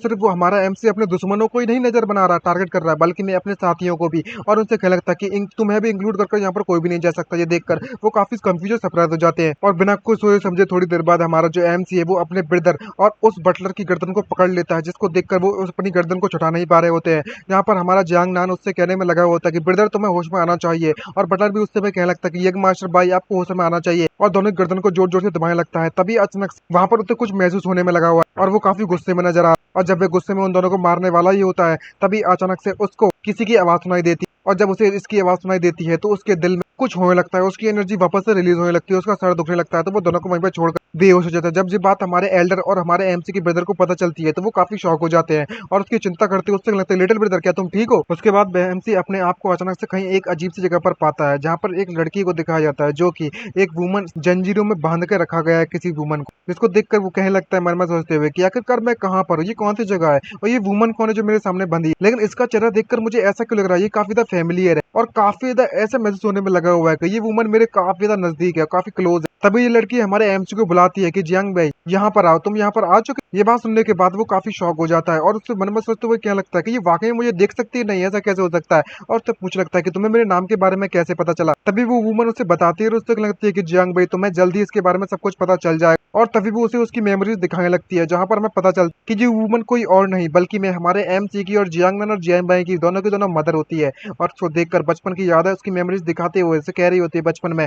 जब वो छोटी वाली थी, तो उससे कहने लगती है कि इन दोनों के दोनों जो ब्रदर है वो एक साथ हम लोगों को प्रोटेक्ट करेंगे। ये बात सुनने के बाद उसका डैड उससे कहने लगता है कि ये कोई पॉसिबल वाली बात नहीं, क्योंकि जियांगनान से कहने में लगी हुई थी कि तुम्हें अपने छोटे ब्रदर की सुरक्षा करने की पूरी जरूरत है। लेकिन उसका जो डैड है वो उसे उछाल उछाल कर उससे कहने में लगा हुआ था कि मेरा जो जियांग वेई है वो जल्दी बहुत ज्यादा तेजी से ग्रो होगा, उसके बाद मॉम को और मुझे प्रोटेक्ट करेगा, मेरे साथ मिलकर अपनी मॉम को प्रोटेक्ट करेगा। और उसके इस तरह के बिहेवियर को देखने के बाद हमारे एमसी की मॉम उस पर चिल्लाती है अपने उसके डैड पर और उससे कहने लगती है कि अपने बेटे को ऐसे उछालना बंद कर और वापस से नीचे उतार दो। जिसको देखने के बाद एमसी काफी शॉक हो जाता है और उससे कहने लगता है कि मेरे फादर जब जवान थे वो इस तरह की दिखाई करते थे, ये वाकई में मेरा गुड फॉर्च्यून है कि तुम यहाँ पर हो। और तभी अचानक से उसकी मेमोरीज खत्म हो जाती है और उसकी जो मॉम की इमेज होती है जो कि वहां पर थी पता नहीं कैसे है, बट उसकी जो मॉम है वो अचानक से उसके साथ होने लगता है। जब ये बात हमारे एमसी को पता चलती है कि ये लड़की कोई और नहीं बल्कि मैं उसकी मदर होती है तो वो काफी इमोशनल हो जाता है और मन में सोचते हुए क्या लगता है कि भले ही मैंने मेरे ओरिजिनल वर्ल्ड में कभी भी मैंने अपने मदर को नहीं देखा और इस वर्ल्ड में मैंने अपने फादर को छोड़कर अपने मदर से नहीं मदर के बारे में कभी भी नहीं पूछा, लेकिन मैंने इस बारे में कभी इस एक्सपेक्ट भी नहीं किया था, अपने ड्रीम में भी नहीं सोचा कि मेरी जो मदर होगी वो कोई और नहीं बल्कि मैं एक विच होगी और मैं एक विच का बेटा, एक चुड़ैल का बेटा हूँ, ये कह सकते हो। आई मीन डिमोनियस कह सकते हो अगर इसके हिसाब से देखा जाए तो। और तभी अचानक से उसकी मॉम उससे कहने लगती है कि तुम फ्यूचर में मुझसे जरूर मिलोगे,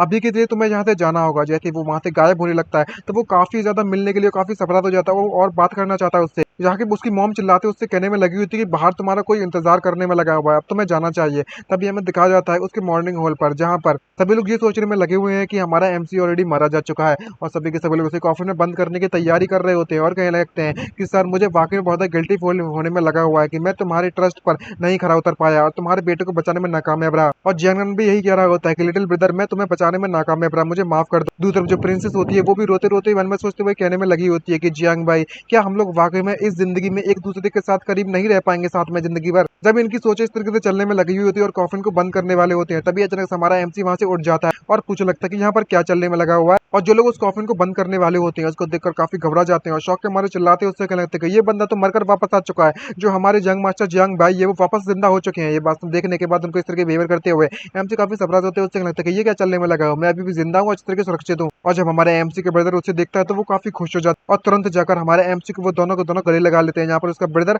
और उसकी भाई प्रिंसेस। और प्रिंसेस उसे गले लगाने के बाद उससे कहती है कि जंग भाई तुम ठीक हो, मुझे वाकई में बहुत ज्यादा अच्छा लग रहा है। तभी नेक्स्ट सीन में हमें वूजी सेट के बैक माउंटेन में दिखाया जाता है, जहां पर वो लेट के आराम करते हुए सिस्टम को बुलाता है और उससे क्या लगता है क्या जो मेरी जो मॉम है वो वाकई में डीमन रियलमी में उसे इम्प्रिजन करके रखा हुआ है। तभी सिस्टम उससे कहने लगती है कि ये जो चीज है उसे कंफर्म नहीं किया गया है अभी, मैं सिर्फ तुम्हें इतना ही बता सकती हूँ कि जो मेरी होस्टी है यानी कि आपकी जो बॉडी है, आपके बॉडी में डीमन हुड की साइंस को दिखाया गया है, यानी कि आपके अंदर डीमनों की पावर मौजूद है। ये बात सुनने के बाद एमसी उसको दूर करता है सिस्टम को और उससे लगता है कि तुम लिटिल बादशाह कहीं कि मुझे जल्दी से बता पहले तो जो मैं तुझसे पूछ रहा हूँ। और तभी वो खड़ा होता है सोचते हुए मन में कि बहुत हो गई बकवास, बहुत हो गई, अब मुझे जो भी डीमन रियल में उसके बारे में भूल जाना चाहिए, क्योंकि मेरा जो सर है वो काफी तेजी से दुखने में लगा हुआ है। और तो और बात करें ओल्ड मैन डू के बारे में, रियली मैंने उससे कह दिया था मैं पूरी तरह से सुरक्षित हूँ, ठीक हूँ, लेकिन फिर भी उसने मुझे जबरदस्ती इस बैक माउंटेन में भेज दिया है और कहने में लगा हुआ था कि यहाँ पर कई सारे स्पिरिट हब्स मौजूद जो कि नरिश कर रखी गई, अगर तुम इनका इस्तेमाल करते तो तुम्हारी बॉडी और तुम्हारी स्पिरिट पूरी तरह से रिकवर हो जाएगी अच्छी तरीके से। और जब हमारा एमसी इतने ज्यादा स्पिरिट हब्स को देखता है तो उसके दिमाग की बत्ती जलती है और क्या लगता है जरा एक मिनट रखो,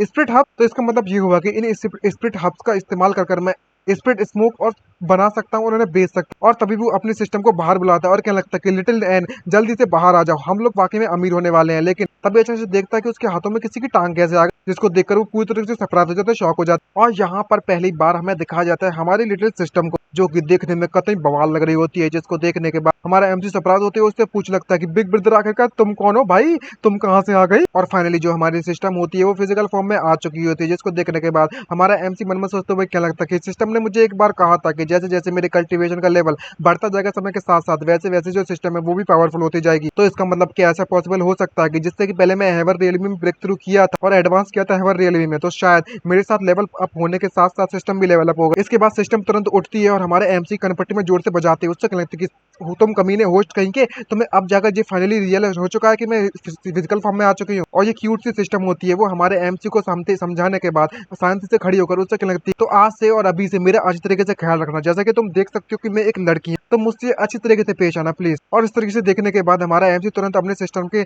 गलुओं को पकड़ता है और उसे खींचना चालू कर देता है और उससे लगता है कि ठीक है ठीक है ठीक है, आज से और अभी से मैं तुम्हें अच्छी तरीके से पेश आऊंगा, लेकिन तुम्हें मुझे पहले बिग ब्रदर कहकर बुलाना पड़ेगा। ये बात सुनकर उस सिस्टम को गुस्सा आ जाती है, तो वो सिस्टम हमारे एमसी के हाथों को काट लेती है। भाई कितनी ज्यादा क्यूट लिटिल किट्टी है, आई मीन किसी कैट की तरह दिखने में लगी हुई है। और चिल्लाते काटने के बाद उससे क्या लगती है कि तुम है, तुम्हें वाकई में ऐसा लगता है कि तुम्हारी जो लिटिल एन है वो कभी भी तुम्हारे ब्रदर बिग ब्रदर कहकर बुलाओगी। अगर मैं और मन में सोचता मैं क्या लगती है अगर मैं वाकई में ऐसे बिग ब्रदर कहकर बुलाने में लगी तो अगर मैं तो तुम ही बताओ तो सिस्टम वर्ल्ड है उसमें मैं किस तरीके से सरप्राइज कर आई मीन सर्वाइव कर पाऊंगी सिस्टम वर्ल्ड में, चाहे कुछ भी हो जाए मैं अपनी बेइज्जती नहीं होने दूंगी। तभी दूसरी तरफ हमें दिखाया जाता है कि जो हमारा एमसी है वो सिस्टम पर कूद पड़ता है और उससे क्या लगता है कि जो नोटी चिल्ड्रन है उन्हें स्पेंड करने की बहुत ज्यादा जरूरत है। मतलब समझ गया ना स्पेंग से क्या मतलब, इसके पिछवाड़े पर थप्पड़ मारना। ये बात सुनने के बाद एमसी को गुस्सा आती है और वो घबराते हुए उससे लगता है कि अगर तुमने यहाँ पर एक उंगली भी टच करने की मेरे ऊपर हिम्मत दिखाई तो मैं कभी भी तुम्हारी जिंदगी में मदद नहीं करूंगी। और जब ये बात एमसी को पता चलती तो वो काफी शॉक हो जाता है और मन में सोचते हुए क्या लगता है कि हो हाँ, मुझे अभी भी इस लिटिल एन यानी कि मेरे इस सिस्टम की काफी ज्यादा जरूरत है इसका पैसा बनाने के लिए, ताकि मैं इन स्प्रिट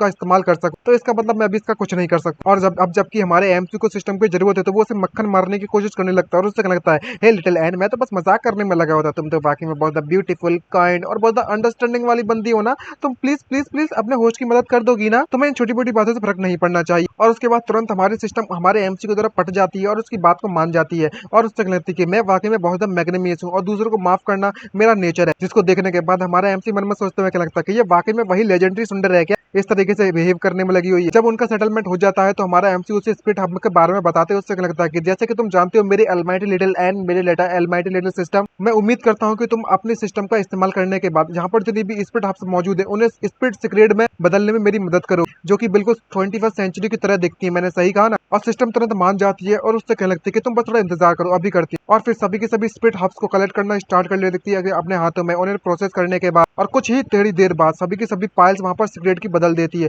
और इतनी देर सिगरेट इकट्ठी कर देती है एक ही बार में, जिसको देखकर एमसी काफी खुश हो जाता है और उससे क्या लगता है कि लिटिल एन तुम तो वाकई में बहुत ज्यादा अमेजिंग हो। और मनी मन में सोचते हुए कहने में लगा होता है अब तो भाई मैं बहुत अमीर बनने वाला हूँ। और सभी के सभी सिगरेट को लेने के बाद हमारा एमसी वूजी सेट के पिल पवेलियन में पहुंच जाता, जहाँ पर एल्डर आराम से बैठकर सोने में लगे हुए। और दूसरी तरफ हमारा एमसी आकर चिल्लाते उससे कहने लगता है कि एल्डर ल्यू मेरी बात ध्यान से सुन, जरा देखो तो जरा मैं आपके लिए क्या ही बढ़िया मजेदार सी चीज लेकर आया हुआ। और मन में सोचते हुए कहने में लगा होता कि मैंने सुना है जो एल्डर ल्यू है उनके पास वाकई में बहुत ज्यादा पैसा मौजूद है और ये परफेक्ट टारगेट है मेरे लिए पैसा खींचने के लिए। जैसे देखते हुए एल्डर ल्यू काफी सफराद हो जाते हैं और कहते हैं सेकंड मास्टर तुम यहाँ पर क्या कर रहे हो। और मन में सोचते हुए कहने में लगा होता है जो डीमन जियांग बेई है उसने सिंगल हैंडली सिर्फ अपनी पावर का इस्तेमाल कर पूरे के पूरे सेक्टर मास्टर के जो ट्रेजरी वॉल्ट है उसे तबाह कर दिया था, डिस्ट्रॉय कर दिया था। अब कहीं ये मेरे इस पिल पवेलियन की बारी तो नहीं है, ये मेरे पिल पवेलियन को वापस से डिस्ट्रॉय करने के लिए तो नहीं आ गया। और इसके गुस्सा देखने के बाद एमसी को पॉइंट मिल जाते हैं और इस तरह की बिहेवियर देखने के बाद एमसी समझ जाता है कि ये गुस्सा हो रहे हैं और उससे पूछ लगता है कि एल्डर ल्यू आखिरकार तुम क्या सोचने में लगे हो। घबराते हुए एल्डर ल्यू कहने लगते हैं कुछ भी तो नहीं। और जब इनकी बातें चली रही होती है तभी हमारा एमसी का ब्रदर वहां पर आता है और उससे पूछ लगता है कि लिटिल ब्रदर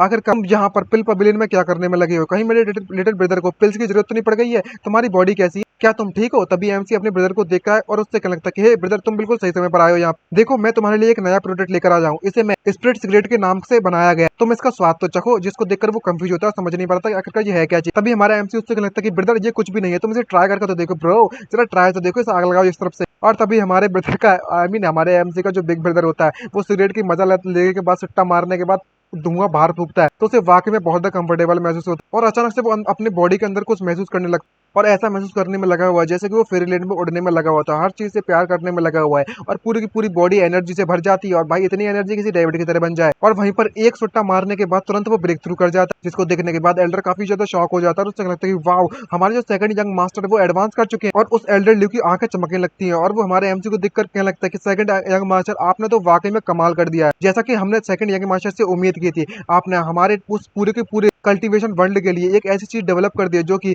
स्पिरिट सिगरेट नाम से काफी ज्यादा यूजफुल रही कल्टीवेटर्स के लिए। बात सुनने के बाद एमसी मन में सोचते हुए क्या लगता है कि आखिरकार मुझे इसके बारे में कैसे पता होगा, मैं तो बस यहाँ पर कुछ पॉकेट मनी कमाना चाहता था इन सिगरेट को खरीद कर और बेचकर, और मैं चाहता था कि तुम मेरी सिगरेट को यहाँ पर खरीद लो, लेकिन कैसे पता था कि जो तुम्हारा पैसा है तुम इस तरीके से हरकतें करो। तभी एल्डरली हमारे एमसी से चिपक जाता है और उससे लगता है कि सेकंड यंग मास्टर मुझे पता है कि तुम यहाँ पर हमारे पवेलियन में क्यों आए हो, तुम यहाँ पर कंट्रीब्यूट करना चाहते हो ना इस स्पिरिट सिगरेट फॉर्मूला को सेक्ट को, ताकि सेक्ट ग्रो हो सके। जिस बात सुनने के बाद हमारे एमसी का ब्रदर भी इस बात से एग्री होता है और उससे लगता है लिटिल ब्रदर मैंने इस बारे में उम्मीद भी नहीं की थी कि तुम वाकई में हमारे सेट के फ्यूचर के लिए इतना सोचने में लगी हुई हो, तुम तो अमेजिंग हो ब्रो। बेचारा हमारा एमसी इतनी ज्यादा मेहनत करने के बाद सिगरेट्स को लेकर आया था, अब उसके पास कोई भी ऑप्शन नहीं बचता तो बहुत ज्यादा दिल को तोड़ते हुए पत्थर रख कर दिल पर अपनी सारी की सारी सिगरेट फॉर्मूला को उस एल्डरली को सौंप देता है और उससे क्या लगता है कि जी हाँ तुम इसे डेवलप कर सकते हो जैसे चाहो वैसे। और मन में सोचते हुए क्या लगता है कि मेरा सरका सा सपना था अमीर होने का वो टूट चुका है। और तभी हमारे एमसी का जो बिग ब्रदर होता है जियांग नान, वो इसको देखते हुए मन में सोचते हुए क्या लगता है कि जो मेरा लिटिल ब्रदर है वो डेफिनेटली हमारे सेट का प्राइड होने वाला है फ्यूचर में। और उसके बाद नेक्स्ट सीन शिफ्ट होता है मार्शल किंग की तरफ, जो कि किसी से बातें करते हुए उससे कहने में लगा हुआ है ब्रो मेरी जो राइट आई है वो पता नहीं इतनी ज्यादा क्यों ट्विच करने में लगी हुई है। तभी इसका दूसरा साथी भी उससे कहने में लगा हुआ था डीआई भाई कि कोइंसिडेंटली मेरी भी आंख बहुत ज्यादा ट्विच करने में लगी हुई है, लेकिन ऐसा क्यों समझ नहीं आ रहा। ये दोनों की आंखें जब ट्विच करने में लगी होती है तभी उसका बेटा भागते भागते उसके पास आता है और उससे कहने लगता है कि फादर फादर फादर प्लीज मेरा बदला लीजिए, प्लीज मेरा बदला लीजिए, मेरी मदद कीजिए फादर। ये बात सुनने के बाद उसका फादर उससे कहने लगता है कि तुम सच सच बताओगे कि आखिरकार पॉइंट क्या है सबसे पहले। तभी डियामाओ को बताने लगता है, यानी अपने फादर को ये बेटा बताने लगता है कि जो जियांग भाई है उसने सभी के लोगों को मार दिया, जो भी जिस लोगों को हमने भेजा था उन सभी को मार दिया। ये बात सुनने के बाद वो काफी शॉक हो जाता है, उससे लगता है कि क्या तुम मजाक कर रहे हो मेरे साथ, उन सभी को मार दिया जा चुका है उसके द्वारा। चाहे कुछ भी हो जाए मैं ये कसम खाकर कहता हूँ कि मैं ह्यूमन नहीं कहलाऊंगा अगर मैं अपना बदला नहीं लेता उससे। और तभी उसका सर्वेंट उसके पास आ जाता है और ये भेटी उससे कहने लगता है कि तुम जल्दी से कैपिटल में जाओ और वहां पर मेरे ग्रैंड मास्टर को ढूंढ के लाओ जिनका नाम जी वू यू है, और उनसे ये कह देना कि उन्हें सेकुलर से बाहर आना पड़ेगा और पूरे के पूरे वूजी सेट को डिस्ट्रॉय करना पड़ेगा। जहां पर हमारे एमसी के फादर को दिखाया जाता है जो कि एक पत्थर के सामने बैठे हुए होते हैं और उस पत्थर में से कोई बोलने में लगा हुआ होता है कि सेक्ट मास्टर जियांग जो मूललेस नाइट है वो सिर्फ और सिर्फ 7 दिन बचे हैं उसे यहाँ पर आने में,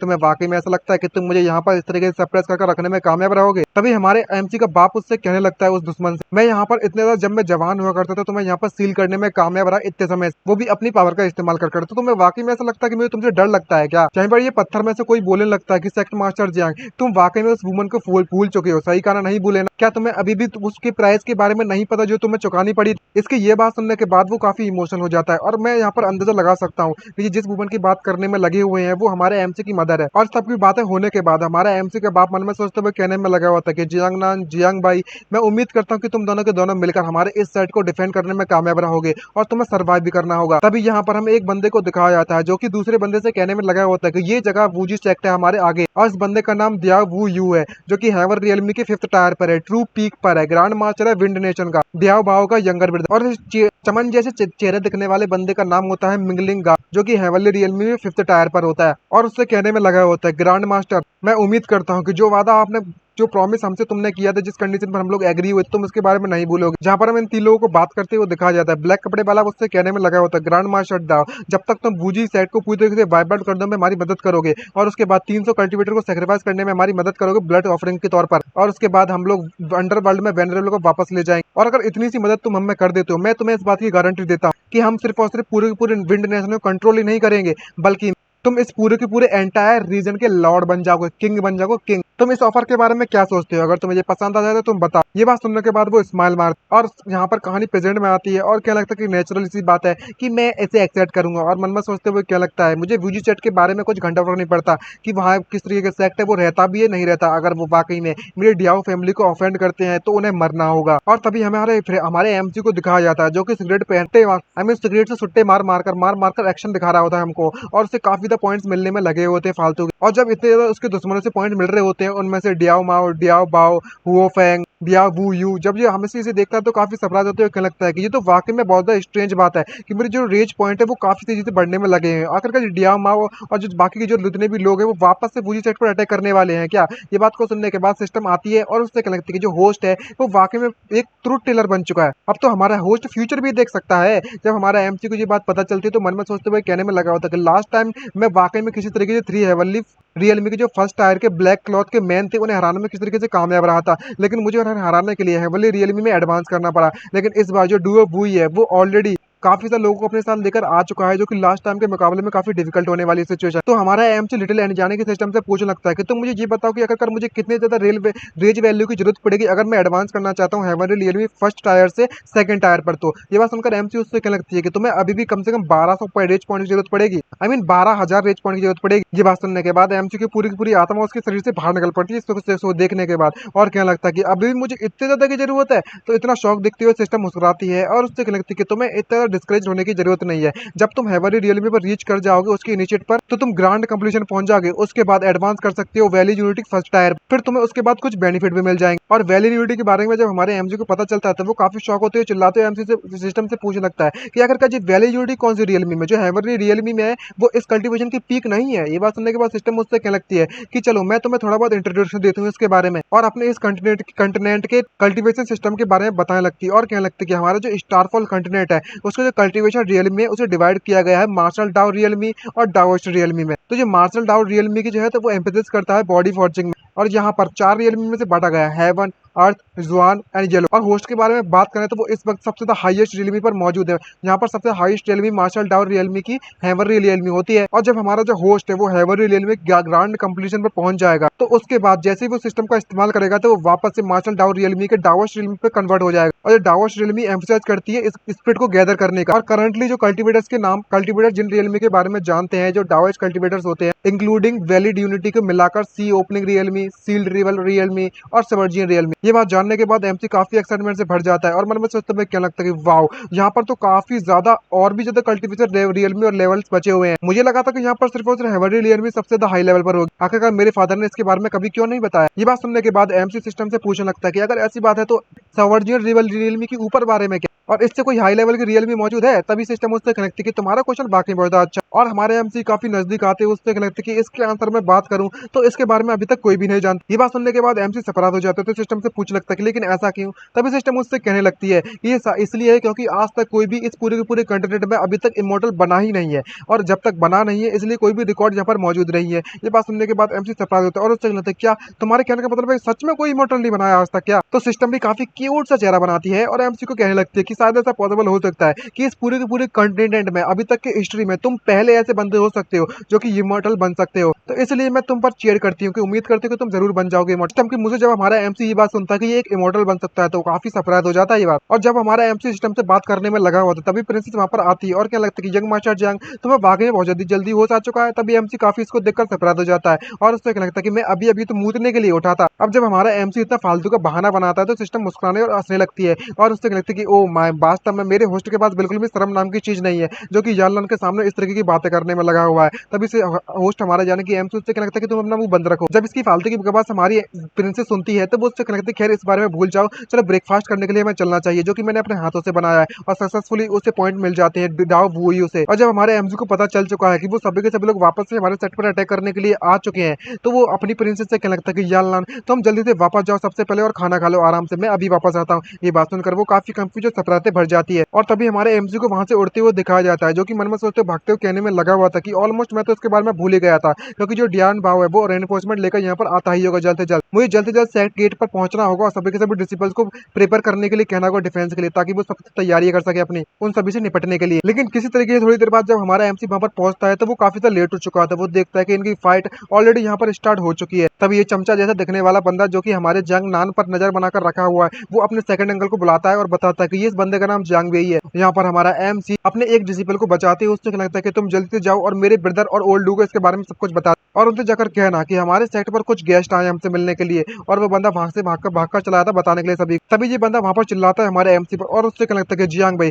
जल्दी से यंग मास्टर को इमीडिएटली रिलीज कर दो वरना। तभी हमारा एमसी सिगरेट जलाकर वहां पर पोज मारता है और सभी को गुस्से में धमकाते हुए उससे क्या लगता है कि वरना क्या, वरना तुम मुझे बिल्कुल भी ब्लेम मत करना रूथलेस होने के लिए। ये बात सुनने के बाद इस बंदे को काफी गुस्सा आ जाती है और वो अपने साथियों पर अटैक करने के लिए ऑर्डर देता है। और क्या लगता है कि तुमने मेरी लाइन यहाँ पर चुरा ली है, तुम वाकई में एक स्टिक को अपने मुंह में पकड़े हो तो समझ रहे हो तुम वाकई में इनविजिबल बन चुके हो के, जल्दी से जाओ और इस पर अटैक करके यहीं संभाल। और जब ये पावरफुल बंदे हमारे एमसी पर अटैक करते हैं तो वो काफी सरप्राइज हो जाता है और हमारा एमसी वहां से भागे लगता है और उससे क्या लगता है कि अगर ऐसी बात है तो तुम सभी के सभी बास्टर चलो मेरे से आकर फाइट करो। और उसका चेहरा वाकई में देखने लायक होता है और हमारा एमसी का ब्रदर और एल्डर वहां पर पहुंच चुके होते हैं। और एमसी को ऐसी हालत में देखने के बाद एल्डर उससे क्या लगता है कि तुम्हें बिल्कुल भी डरने की जरूरत नहीं है जंग मास्टर भाई, हम लोग यहाँ पर तुम्हारी मदद करने के लिए आ चुके हैं। और वो कहने लगता है कि मैं तुम्हारा अपोनेंट हूँ, तुम मुझसे आकर फाइट करो। यहाँ पर यंग नन भी वहां पर आकर उन सभी को पीटना चालू कर देता है और एमसी से क्या लगता है कि ब्रदर मैं यहाँ पर तुम्हारी मदद करने के लिए आ चुका। जब हमारे एमसी को कोई भी पॉइंट नहीं मिलते तो वो काफी सरप्राइज हो जाता है और भागते भागते मन में सोचते हुए कहने में लगा होता जो कि मैंने अभी पैथेटिक डिस्प्ले उन सभी के सामने दिखाई थी वो अभी तक काउंट नहीं हुई है। और तभी वापस से वहीं पर रुक जाता है क्योंकि पॉइंट मिल नहीं रहे थे इसलिए तो वो छेड़ रहा था उन सभी को। स्वॉर्ड निकालने के बाद क्या लगता है कि बिंगो अब समय आ चुका है कि जो मेरा बैकअप है वो यहाँ पर पहुंच चुका है। अब देखते हैं कि कौन यहाँ पर कौन जीता है, जो असली गेम है वो अब चालू होगा। और तभी हमारा एमसी एक एक करके सभी के वापर को अटैक को डॉज कर काफी नजदीक से उनको मारते हुए अंदर आगे बढ़ने लगा और बिना किसी परेशानी के छोटे मोटे लोगों को सभी निपटा दिया एक ही बार। जिसको देखने के बाद इस डाउ यू को काफी ज्यादा गुस्सा लगता है और उससे लगता है कि तुम वाकई में अपने आप को बहुत ज्यादा एरोगेंट समझते हो और तुम्हें लगता है कि तुम्हारा मुकाबला कोई भी नहीं कर सकता। चलो देखते हैं कि तुम मेरा मुकाबला कर पाओगे या नहीं कर पाओगे और देखता हूँ कि आखिरकार तुम किस मिट्टी के बने हो, तुम मुझे अटैक से बच पाओगे। और तभी ये बंदा अपने गेल फोर्स आर्ट का इस्तेमाल करने में लगता है फ्लाइंग मिसाइल्स का। लेकिन हमारा एमसी भी कहाँ हार मानने वाला, वो भी अपनी पाम टेक्निक का इस्तेमाल करता है। तभी वहां पर एक जोरदार धमाका दिखाया जाता है क्योंकि जो भी अटैक हमारे एमसी पर इस बंदे ने किए थे एक भी अटैक हमारे एमसी पर नहीं लगते और हमारा एमसी वहां पर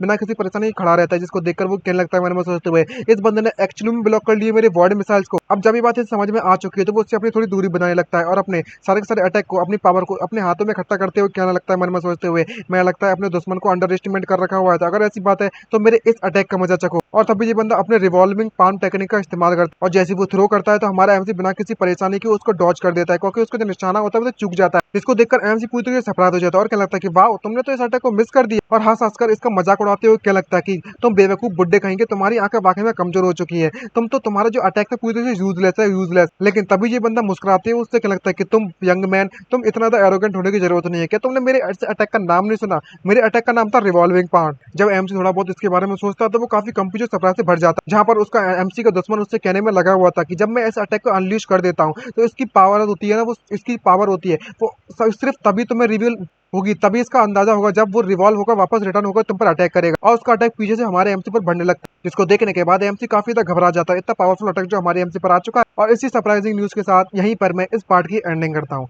उम्मीद करता हूँ कि वीडियो आप सभी को पसंद आई होगी तो वीडियो को लाइक एंड चैनल को सब्सक्राइब करना मत भूलिएगा। और नेक्स्ट पार्ट में आप सभी को पता चल ही जाएगा कि आखिरकार इस अटैक से हमारे एमसी की डॉज कर पाएगा, नहीं कर पाएगा, चोट लगेगी तो कितनी लगेगी। तो आप लोग सब्सक्राइब करना मत भूले गाइस, आप लोगों ने सब्सक्राइब नहीं किया है इसलिए गाइस बहुत स्लो चैप्टर्स डालूंगा, सब्सक्राइब करना पड़ेगा गाइस अगर आप डेली चैप्टर चाहते हो तो मिलते हैं नेक्स्ट वीडियो में, बाय बाय, सुनरा एंड सनिंग आउट। अपना ख्याल रखिएगा गाइस सभी लोगों।